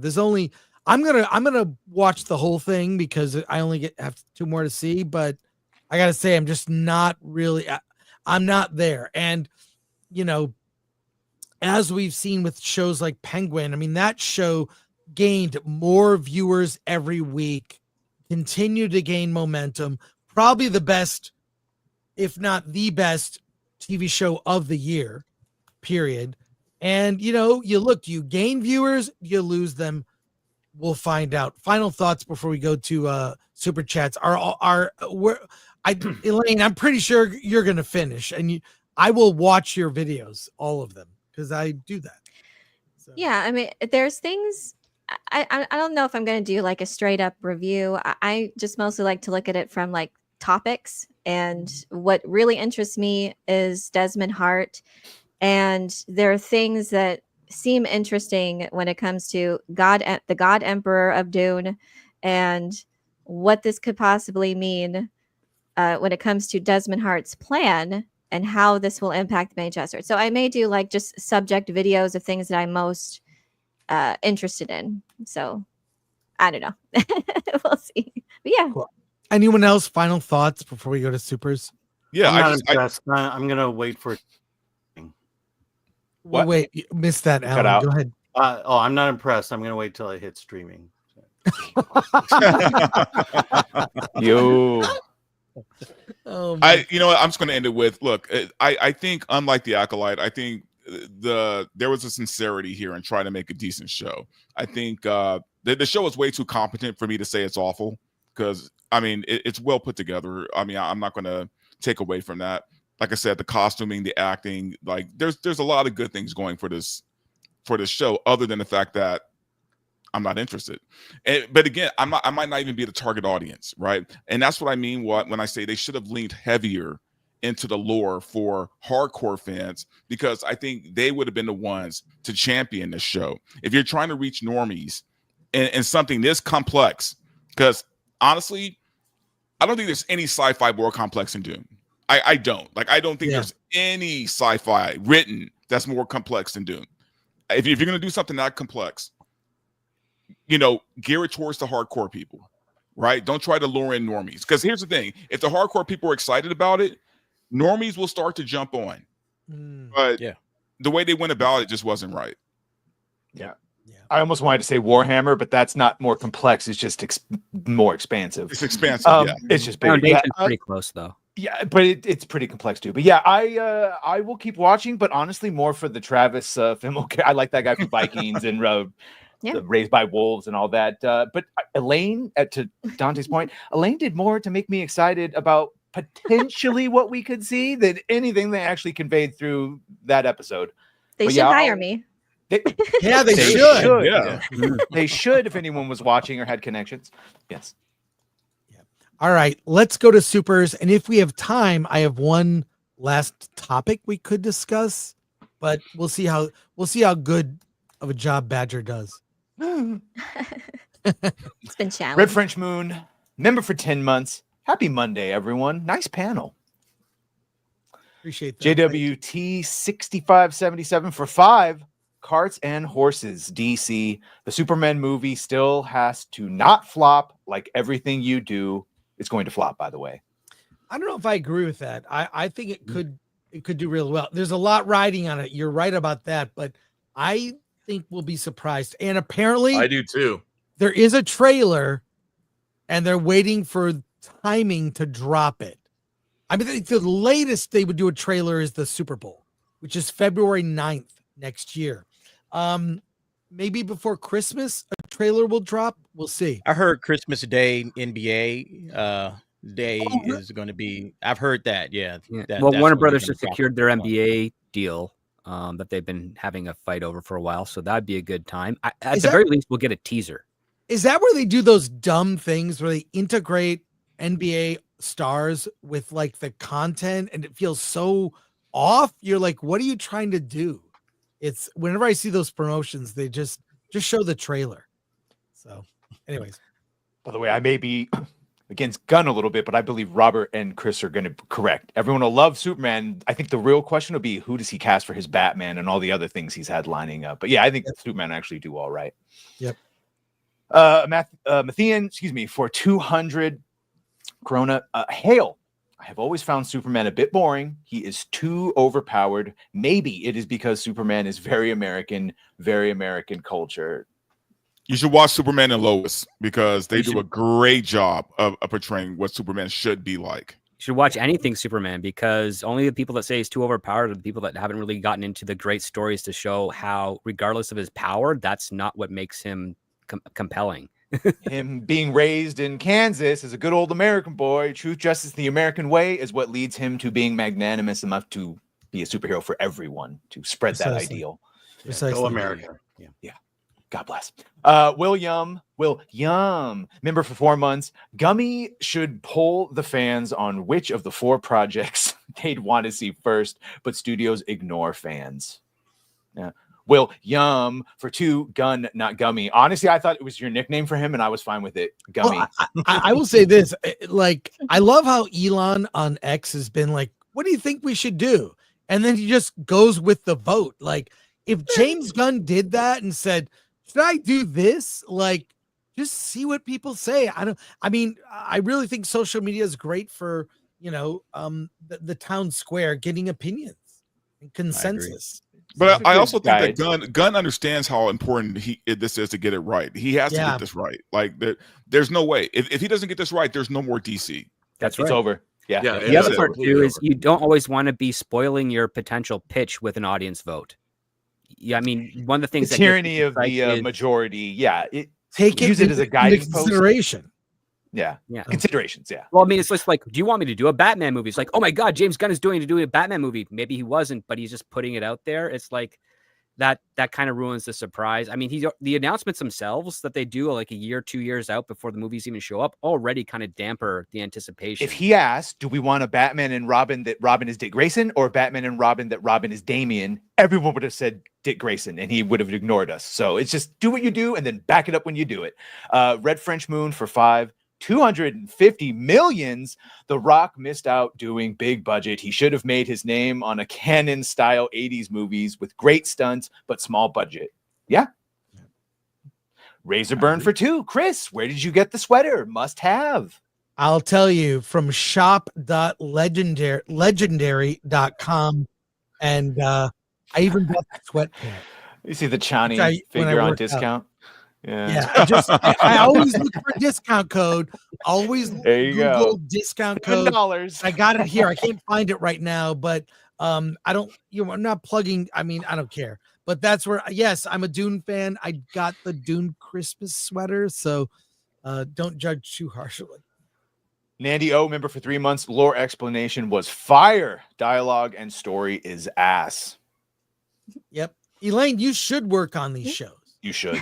You should. You should. Seriously, I don't know why they don't hire fans and people who know the lore. The problem, well, you know why. You know Yes. why, yeah. It's rhetorical. Like, Fans and actual industry professionals mix not at all. It's fire and water. It's fans do not know how to deal with a professional situation in terms of having to get in a writer's room or talk to people, or it just doesn't work. They're also and not they very actually know the accepting of lore, new so they ideas. call them on all the dumb things they want to do, which is why they like their writers not to know the lore, so they can't. But the They're thing open is, to new that's the ideas. problem. They don't know how to talk to people without being offensive and Yeah. and showing that they have no ability to communicate properly within a professional context. Well, if they would get their pronouns right, maybe that wouldn't be a problem. Well, it's I mean, and also the thing about fans is and I am one. So I've been one my whole life. The translation, you have to understand that a lot of people talk about, like, why doesn't a comic book costume look the way it looks in the comics as it does in real life? Well, because it's a 4-color fantasy, and the translation, what material is this made out of? How do you make something that looks like it does on a comic book page look acceptable in the real world? We've seen very many examples of how it doesn't work. And we've seen a lot of great examples. The Marvel Cinematic Universe has done comic book costume translation quite well. Yeah, Captain America for one. I mean, they've done all the different, and what they did in First Avenger, giving him that military-like when he was fighting in World War II, redolent of the Captain America costume, but also something that you believed could be used by a soldier fighting in a war. Yeah. That was a tough thing to do. Yeah. And It worked great. It worked great. And Continuing. they paid homage to the original version by showing him going on the USO tour with it. Precisely. Birthday boy Robert. Graph Web number for $2. In the name of all that is holy, hashtag cancel Disney Plus. There you go. Graph Come on, don't you want to see Skeleton Crew? Oh my John Nana Wood. Coming. Hashtag John Nana Wood. I keep forgetting. It doesn't We're, look we're, like it. Alan and I are getting screeners of, I think, the first 3 episodes. Yeah, When does it come Almost out? bought his action December figure at 3rd. First GameStop. week first week of December. 3rd. Matthian Wow. for another 100 krona. I dare them to do God Emperor of Dune and then the honored Matreus or sorry, Cookies. You want to Matreus? Matreus? Okay. Wait till they try Go and for explain what the Gola of Duncan, Idaho is. Hashtag the Duncan, Gola, Idaho. Yeah. I mean, that's the next movie, presumably. I know. I can't Get, wait. like, cloned or Gola. something. Yeah, don't spoil it. All right, thank you. Not even aware of what I would be spoiling. CB Black C Black for 5. I think the Fantastic Four will be better than Superman. I love that Franklin Richards will be a main plot point. Yeah. Is he? Really? It's a rumor. Well, it I depends on don't know how if that's old confirmed. Franklin is. Is he 4? Is he 6'10"? Like, Well, that I don't know. presupposes how old the Fantastic Four are going to be. Yeah, but don't forget we're getting a female Silver Surfer too. So I mean, yeah, I don't know. I'm sorry, man. I don't care how good that actress is, dude. Like I'm just sick of this. Also, You know, if it's in like, an alternate why- timeline, it doesn't matter, right? Because it's going to come into the prime timeline. We have Norrin Rad. Why do we need a female Silver Surfer? I don't understand this. Because she might be the Silver Surfer from their world, and in our world, it's Norrin Rad. The real Yeah. Silver Surfer. The real Chris, you're gonna get us in trouble. Francisco Sanchez Jr. for 5. Should I watch it? Hold on, I'll swear it myself. Hell no. Still love the content. Wait, you guys. I have to call somebody out in the chat. CD Stein 69 says, I call bullshit on Rob. Wolverine and Deadpool is a prime source of just that example. I'm not sure what that example is. And the pompous way you said fans don't know how to talk to people to express their ideas is 100% of the problem. No, it's not. I'm just saying, no, it's not. Fans do not know how to talk to professionals. They don't. I've seen it. I've seen people crash and burn. I mean, how many examples do you want to? It's not a pompous thing. I'm just saying that they don't. And the fact that you're calling me out like this right now proves it. Yep. The other part, come on, they're not very accepting of new ideas. They're terrified of them, and they don't like the experimentation. But if you knock it out of the park, they will love you for it. Well, But that's the thing. I mean, there's still people screaming about Tom Bombadil not being Lord of the Rings. Yep. By the way, we love CD Stein 69, and he's been a long time viewer, and that's why I call him out. Because he's part of the family. Part of the family.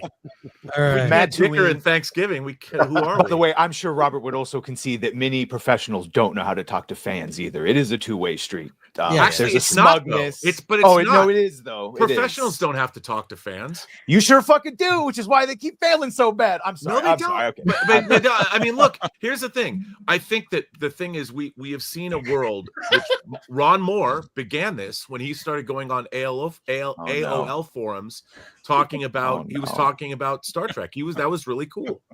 It was really cool to see that. But you know what? Too often, what we have is professionals that shouldn't be doing what they're doing. That's the problem. I agree. Professionals. No, you don't agree. Hammer down. Hey, come on. Super chat.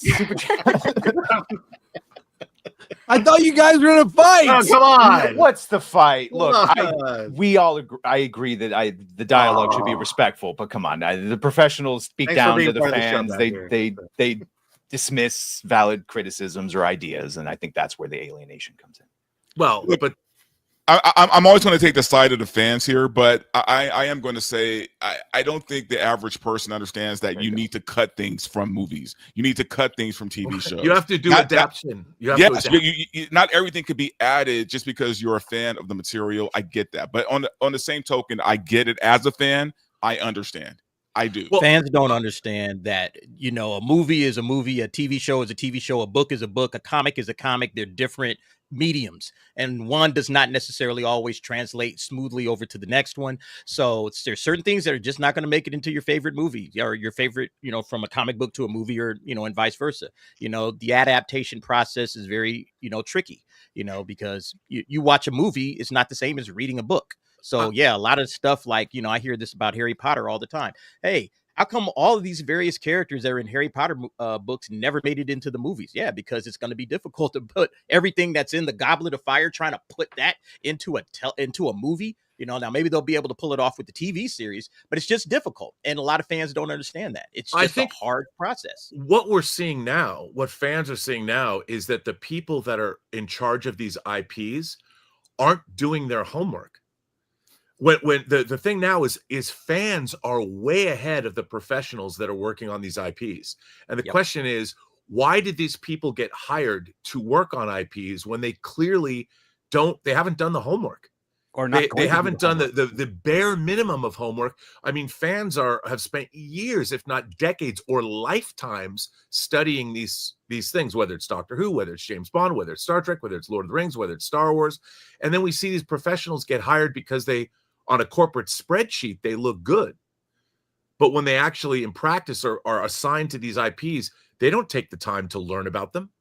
And so, right, and I think that's the problem, right? Because you want people to understand the material that they're adapting, and they don't understand the material. They may be 100%. great screenwriters, great writers, great directors in their own rights. That's great. But do you understand the material that you're trying to adapt? And doing a crash course, handing them a couple of comics. Hey, read this passage. You do a Wikipedia search up. All right, you got it. Go make the movie. It's like, nah, that's not really how it's going to work. And that's where I think you need to bring in people that have knowledge, that do know the lore, and do know what it is that makes this franchise the franchise that you guys wanted to purchase in the first place. The MCU had their story group.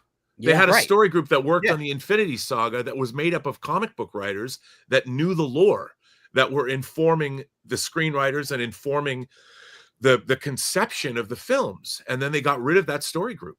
Not only that story group was actually shepherding Chris McFearley and his partner in order to get stuff done. Marcus McFearley, because they had to do the work. Heck, Rob, you've recommended me stuff. It's like, you need to read this. And it helps me get work, because it's like, I actually understand what it is that's coming through. This is what you understand, is that on the spreadsheet, they say, oh yeah, this is a person that is able to make original content, write original scripts, and they sell well and they perform well. We want them to take those skills for our IP. But then you get that one executive or that team of executives that comes in and says, yeah, don't do the due diligence that you did to make those original scripts great.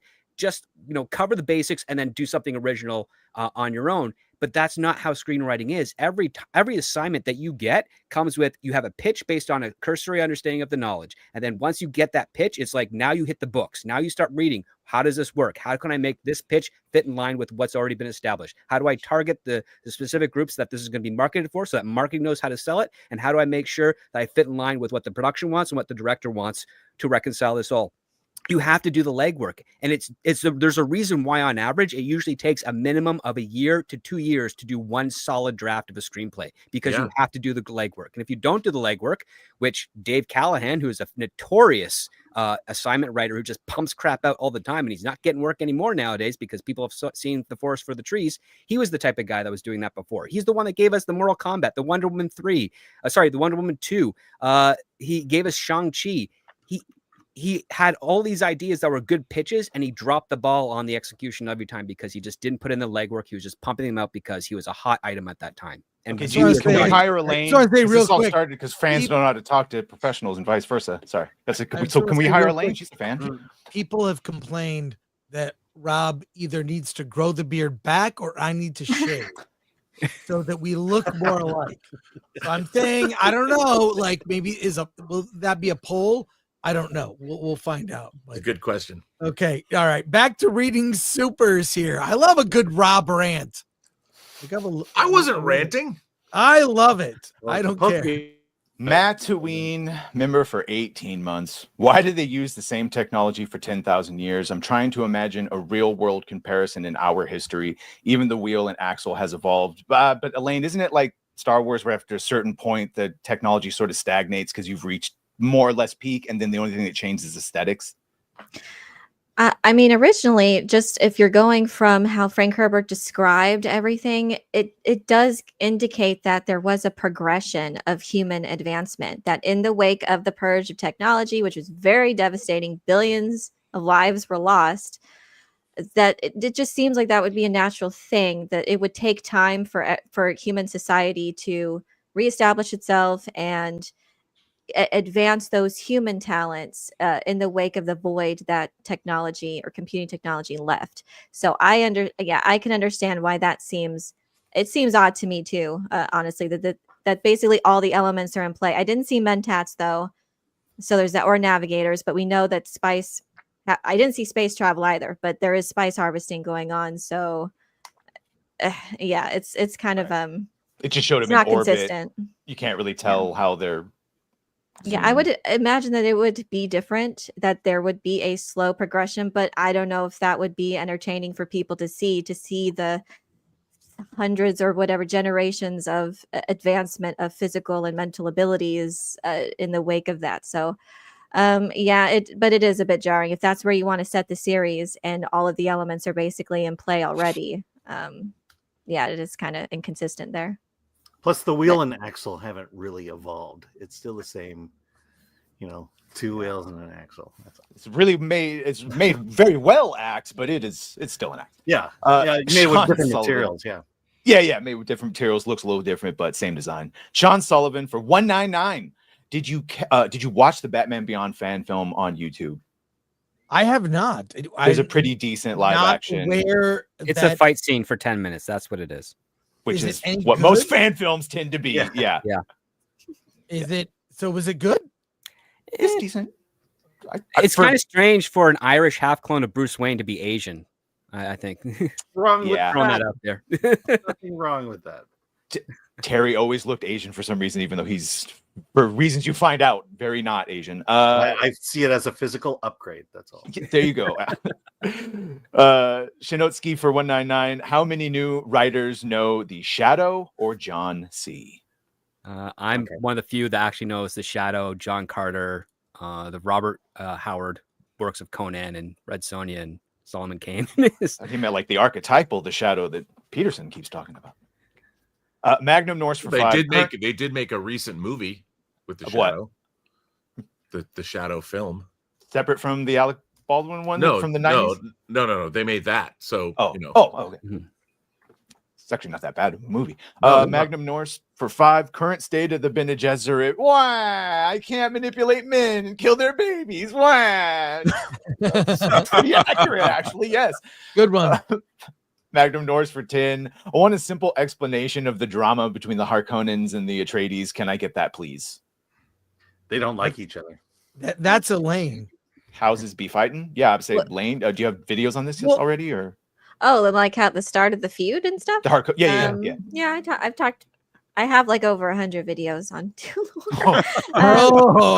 But it was leading up to in the aftermath of the Battle of Corinne is the battle in which a Harkonnen was banished for cowardice by an Atreides, and that was the event that they still reference in Frank Herbert's Dune. Is that what she was talking about in the beginning? That they allude to it, but yeah, I don't know if they said the exact same thing, but yeah, branded for cowardice, and that is just a feud that's still it's referenced in the first book too. So it is an animosity that has lasted for over 10,000 years, spawned from this event. The ultimate. Crazy. And Paul was while we're sitting here, I found the 1950s Super Panavision 7 trailer for Dune. We'll get hit with copyright if we hear the audio, but it's visually very stunning. I'd love to see what you guys think. We'll just do this right now. Here we go. I like this whole look. It reminds me of Robinson Crusoe on Mars or something. It's bright colors. I love it. Yeah. Very bright, has a Lawrence of Arabia kind of look. I'm digging it. The retro style of sci-fi is a classic that I think needs to come back. Mm-hmm. Why, if they can do this with guys on YouTube, couldn't they do a whole film in this look that's kind of like, like the epics of yore, like 10 Commandments or something? Like make a film in this style. I like the sandworm, actually. That looked pretty cool.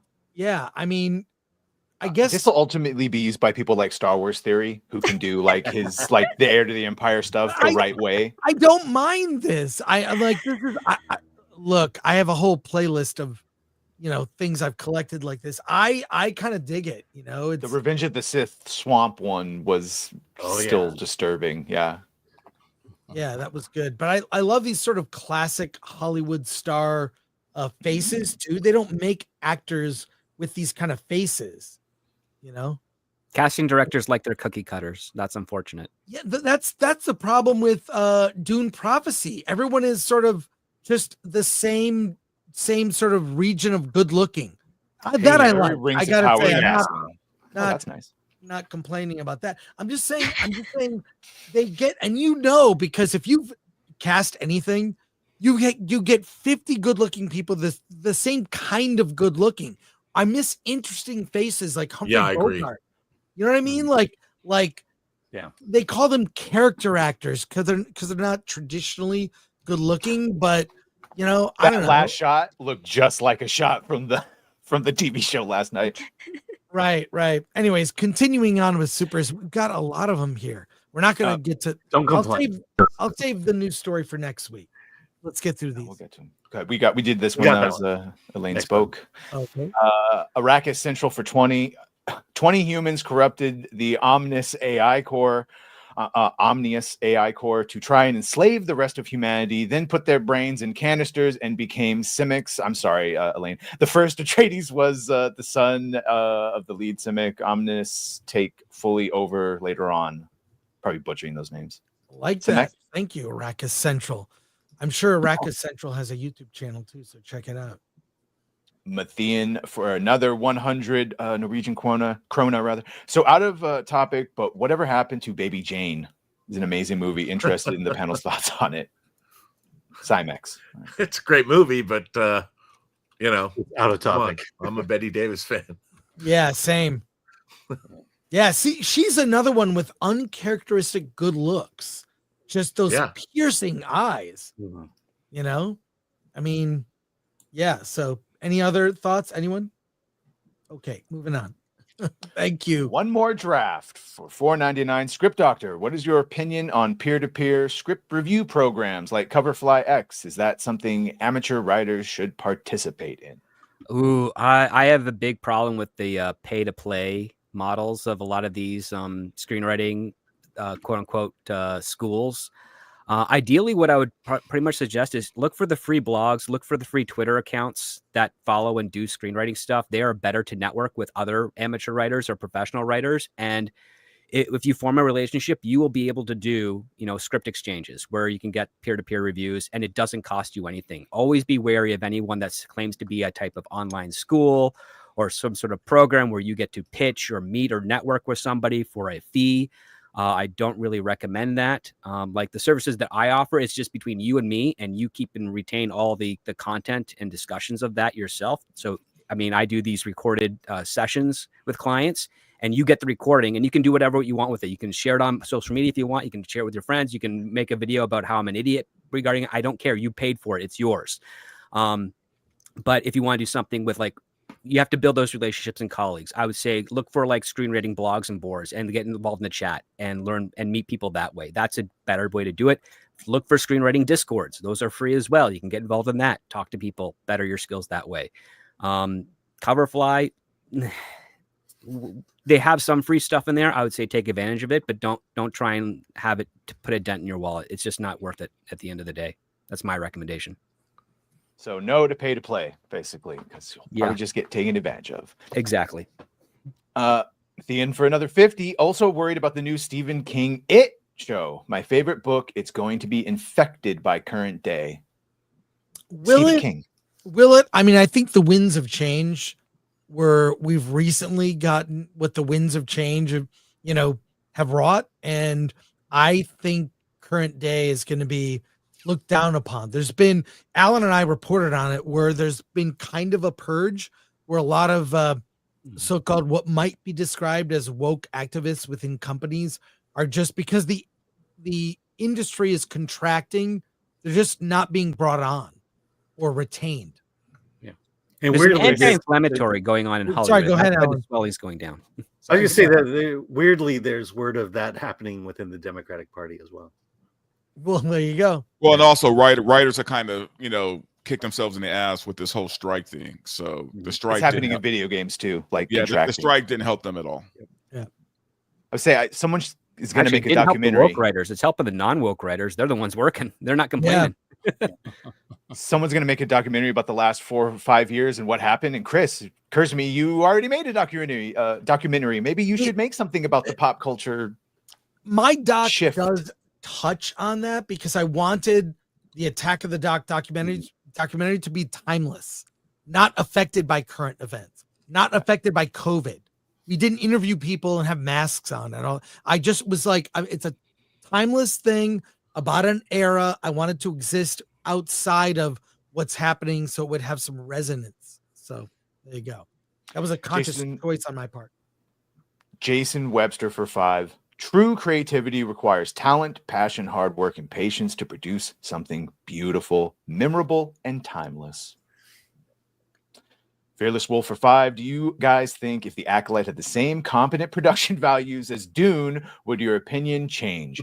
No. No, the writing was so bad. Yeah, the We writing watched is it because of that, of the bad production. Yeah. So Yeah, bad. no, of course it would change because it would have been a better like product overall, man. I don't think I understand the question here. No, I think The Acolyte was so bad we had to watch it. I'm suggesting it would have been just as bad, if not worse, though. Like a train wreck. Dune, we talked about Dune. Would it have been just as bad if they had the same production quality as Dune? When I'm watching Bene Gesserit and I feel like I'm watching Acolyte. Does this mean like visually, like props and set design, or writing? Like I think their production, like sets were- everything but the story. You know, I think Yeah, their think sets it- were good, but the costumes for the Acolyte were horrible. Like the sets were Yeah. fine, but the costumes were I pretty mean, the bad. writing is the most important to me. I can make some allowances for something that looks cheesy or bad, but as long as the story is like lifting it and the characters are interesting, so that was its biggest issue. Yeah. Unfortunately. All right. Brandon Powell for $9.99. The Butlerian Jihad, the Machine Crusade, and the Battle of Corinne cover the whole jihad. They're good space war, operatic sci-fi books. Also, R&B, thanks for shouting out Legends of the Galactic Heroes. And Rob just He left. dropped The off. machine's got him. No. Oh my God. He's picking us off one by one. That's how they're going to get us band Yeah, together yeah. back to back. Chris B for 5. After Denise deviations in Dune Part 2 plus current day Hollywood, I 100% do not want God Emperor. He's back. Leto 2 will be entirely misrepresented and villainized. Yep. Wait, Elaine, you were going to say something. I don't know if they could. This is like a thing among fans. The idea of a God Emperor of Dune adaptation sounds like it would be amazing. I think an animation might be something potential there. Yeah. But because I just can't see. I don't know. It's very high concept, and it gets even more crazier. Very there's those esoteric plot lines that Denis Villeneuve talks about. That it goes on that other level. But I think if you can allude to those themes that the God Emperor was, so if they can do that in this show, that's what's intriguing to me. And that will inspire people, hopefully, to read the books, and you can see what's being teased here, what those breadcrumbs are. And if you're interested in learning like what Frank Herbert's thought process was, then hopefully that's at the end of the day what these adaptations can inspire, is to read the books and see what these different themes that Frank Herbert was trying to convey.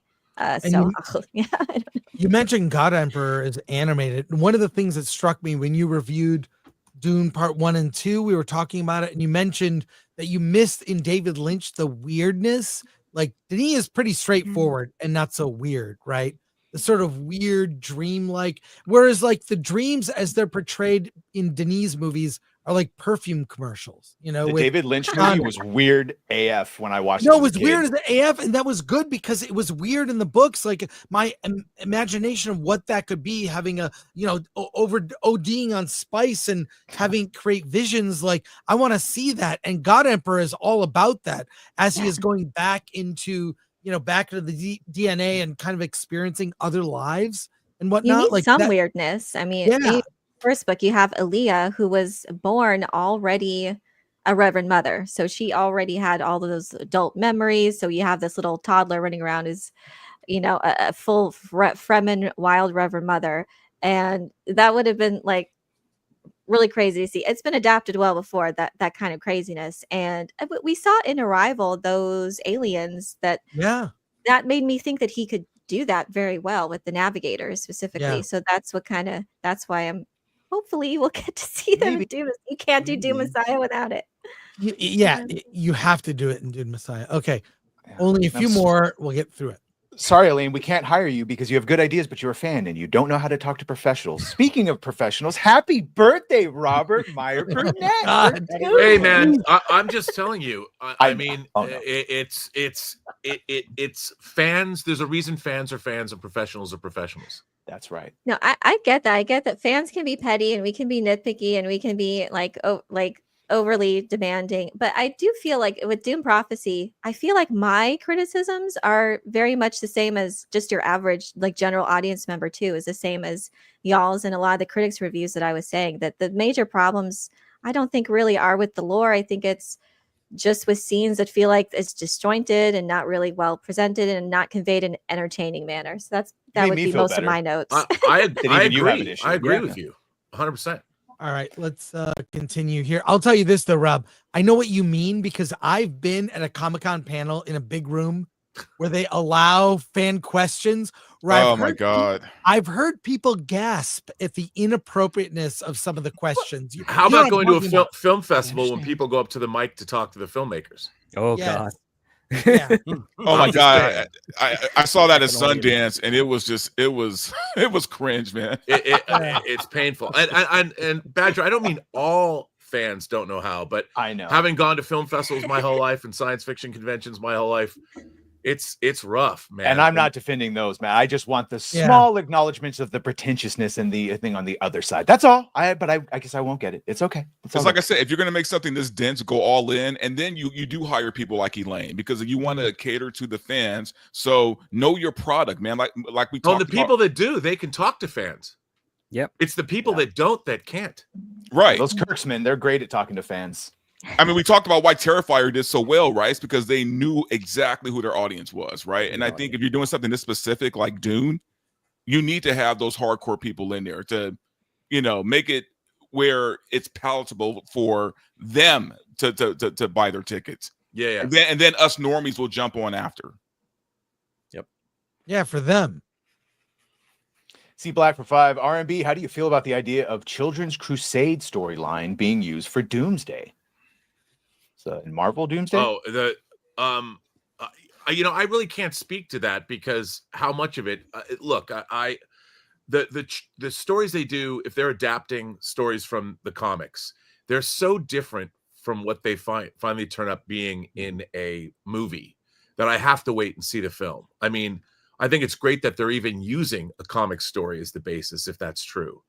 But you have to see how, like, the Age of Ultron comic book bears no resemblance to the Avengers Age of Ultron or Civil War movie. I mean, Civil War kinda, but yeah, the central idea of Tony Stark against Steve Rogers was good, because that's the question they would ask in the comics: whose side are you on? And I really enjoyed that aspect of it, but the New Warriors weren't in Civil War, and they precipitated that whole thing. So it's hard to say. I mean, there's potential there if they do it well. Wait, is it confirmed that Children's Crusade is the storyline for Doomsday? I doubt it. That's why I say I don't know. Matthian for 50. Last one for versus the impossible bout. Michael Myers versus Wishmaster. Who wins? Michael Myers. That's Okay. Can I tell you guys something honestly? This is so weird. A couple nights ago, I had a dream about the Wishmaster. Really? About Andre Divoff? Divoff, with his voice, he speaks like the Wishmaster. And in my dream, this is totally true. The Wishmaster came to me for some reason. I was being offered a wish, and I knew I was going to get trapped. And I said to him, "Has anyone ever asked you what your wish was?" And I told him that I would rather you take a wish and do something for yourself instead of me. And the Wishmaster disappeared. It's a good movie. That's all I remember in my dream. That's all I remember. But I literally had a dream about the Wishmaster not like 2 nights ago. Wow. And his voice has been in my head. I haven't watched a Wishmaster movie in like 10, 20 years. When did that movie come out? A long time ago. 97? That's Say wild late that somebody 90s. brought this up in the chat. Wow. Oliver LaFerry Farag for 5. Maybe that was We the dream I had. It was true. Baby, we're all connected. We're all connected. We are now living in a time where fans have grown up and become professionals. This balance is what you need to adapt these IPs. It worked for Jackson. 100%. Peter Jackson. Yeah, sure. Yep. Cool. All right. Okay, we go. Oilers Workshop for $4.99. The Penguin is on the same level as Return of the Jedi. Change my mind. Hashtag I love Rob. He's a troll. He's a dirty troll. Yeah, Rob. that's a It's troll. true. Thomas Pickett for $2. A good resource is Writer's Blockbuster Podcast. Cool. Thanks for the recommend, Thomas. Jason Webster for $5. Question: what book yet to have an adaptation would you like to see given a film adaptation? Ooh. Donna Tartt's The Secret History. David Fincher directing, Steve Zalian writing the screenplay. Wow, that was specific. Terry Goodkind's The Sword of Truth series would be great because the TV show was good, but if they could just capture that in one good movie, a hero, it's a main hero character. Again, we don't have much of those anymore. I'd like to see a proper World War Z. The World War Z movie was terrible. The book is phenomenal. The audio, like where he's going. The audio drama is the only audio drama I recommend. It's so good. With Actually doing music interviews. and different voices. It's like a documentary. I mean, what else would we like to see? I mean, I want to see The Chrysalids by John Wyndham. That's a really cool science fiction movie from like mid-50s. Or sorry, book from mid-50s. I would like to see that adapted. How about Best Hop part- on Pop? Hop on Pop. How about Baby Jane? Hyperion. Pop on Pop. I like Ted Geisel. Oh my God. That's a really good question. That I just think of all the books I've read and what I love John Waters' quote about books. You guys know this? He says, if you meet someone and go home with them, like a one-night stand, and they don't have any books, don't fuck them. Yep. Because having a lot of books is like a sign that they're, a smart person, they're well read, they know culture. So, What does that have to do with sex, though? Well, it's a sign of curiosity, and curiosity leads to experimentation. Yeah. Ryan Landis says in the chat, Project Hail Mary. Well, Ryan, you have your wish. It's right. I don't care if Sydney Sweeney has one book in her house, dude. I don't care if she's ever this read only a goes book. one way. I think this only goes one way, Dante. We have to have the books in our house. Okay, Chuck Palahniuk's movie book Survivor. Have you ever read that? I love Chuck Palahniuk. That's a pretty hard. That's a harsh book. But it's so good. And It there's one moment at the Super Bowl in that book that if you could put that to film would be epic. It's about a guy. I won't even tell you about his life. Everyone has exited a plane. He is recording his life story into the black box. He's going to kill himself. And everyone parachutes out of the plane. It's his recording of his life story, which is bizarre. And he becomes like a prophet. It's so good. But like Fight Club is one of my favorites of all time. And some Chuck Palahniuk books like Diary is amazing. And Survivor I think is awesome. And yeah, I would like to see that. Okay, wait, one last super came in. Brandon Powell. Poop. Yeah, Celebrities Poop. That's coming in an edition. Here we go. One last. I know Amber Heard would be in that book. Brandon Powell for $1.99. RMB, thanks for shouting out Legend of the Galactic. Greatest Hero. anime of all time. Thanks, Bar Brandon. none. And thank you everyone here for watching. Watching Dune Prophecy. Thank you so much. Subscribe to all their channels. Links in the description. Next week, I don't know if everyone's, and thanks to our mod, Lord Thoth, thanks to Atomic Lori and Glenn Nuccio. And wait, someone says Matthean for Matthean, I'm sorry. So tired of Sydney Sweeney. She is hot. We get it. Well, sorry, Yeah. she's not going away. She's hot. She'll be on the thumbnail Why next are you week. tired of it then? Thank you. for Yeah, that. like- More for us. Next week, I don't understand. She's hot and she's not screaming about the patriarchy. Right. Next week, not sure if everybody will be here, but we're getting glicked. Everyone, Alan and I have Yeah. both seen Gladiator 2 and Wicked. On Wednesday's show, we'll review them and more reviews on Friday. But next versus a week from today is the Glick show. So if you guys, I think they're fan screenings on Wednesdays. So you got time. Or Wicked, yeah. You let me know if you're able to join. I get it. We're all busy. Give me the busy. And next week is Thanksgiving. Oh my God. Oh, holy crap. Oh my God. Yeah. I'm not ready. I am not ready. So want to thank you all. Any plugs, any live streams? Elaine, you're on a live stream.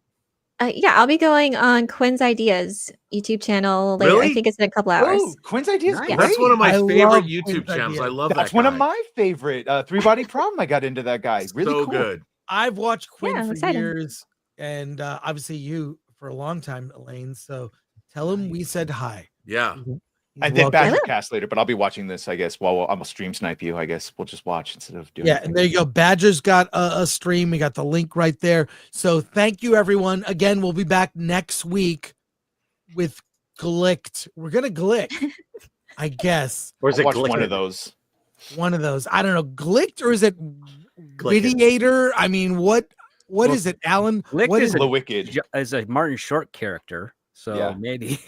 I Yeah, thought you were yeah. gonna have him on. That's why I was like, is That'd be Glick is good. coming up? What? All right. Alan and I will be back Wednesday, Friday. Thank you to everyone. I look forward to just nerding out with everybody. Yeah, So- enjoy the conversation as always. I love it. Okay. All right, Alan. Let's get out of here.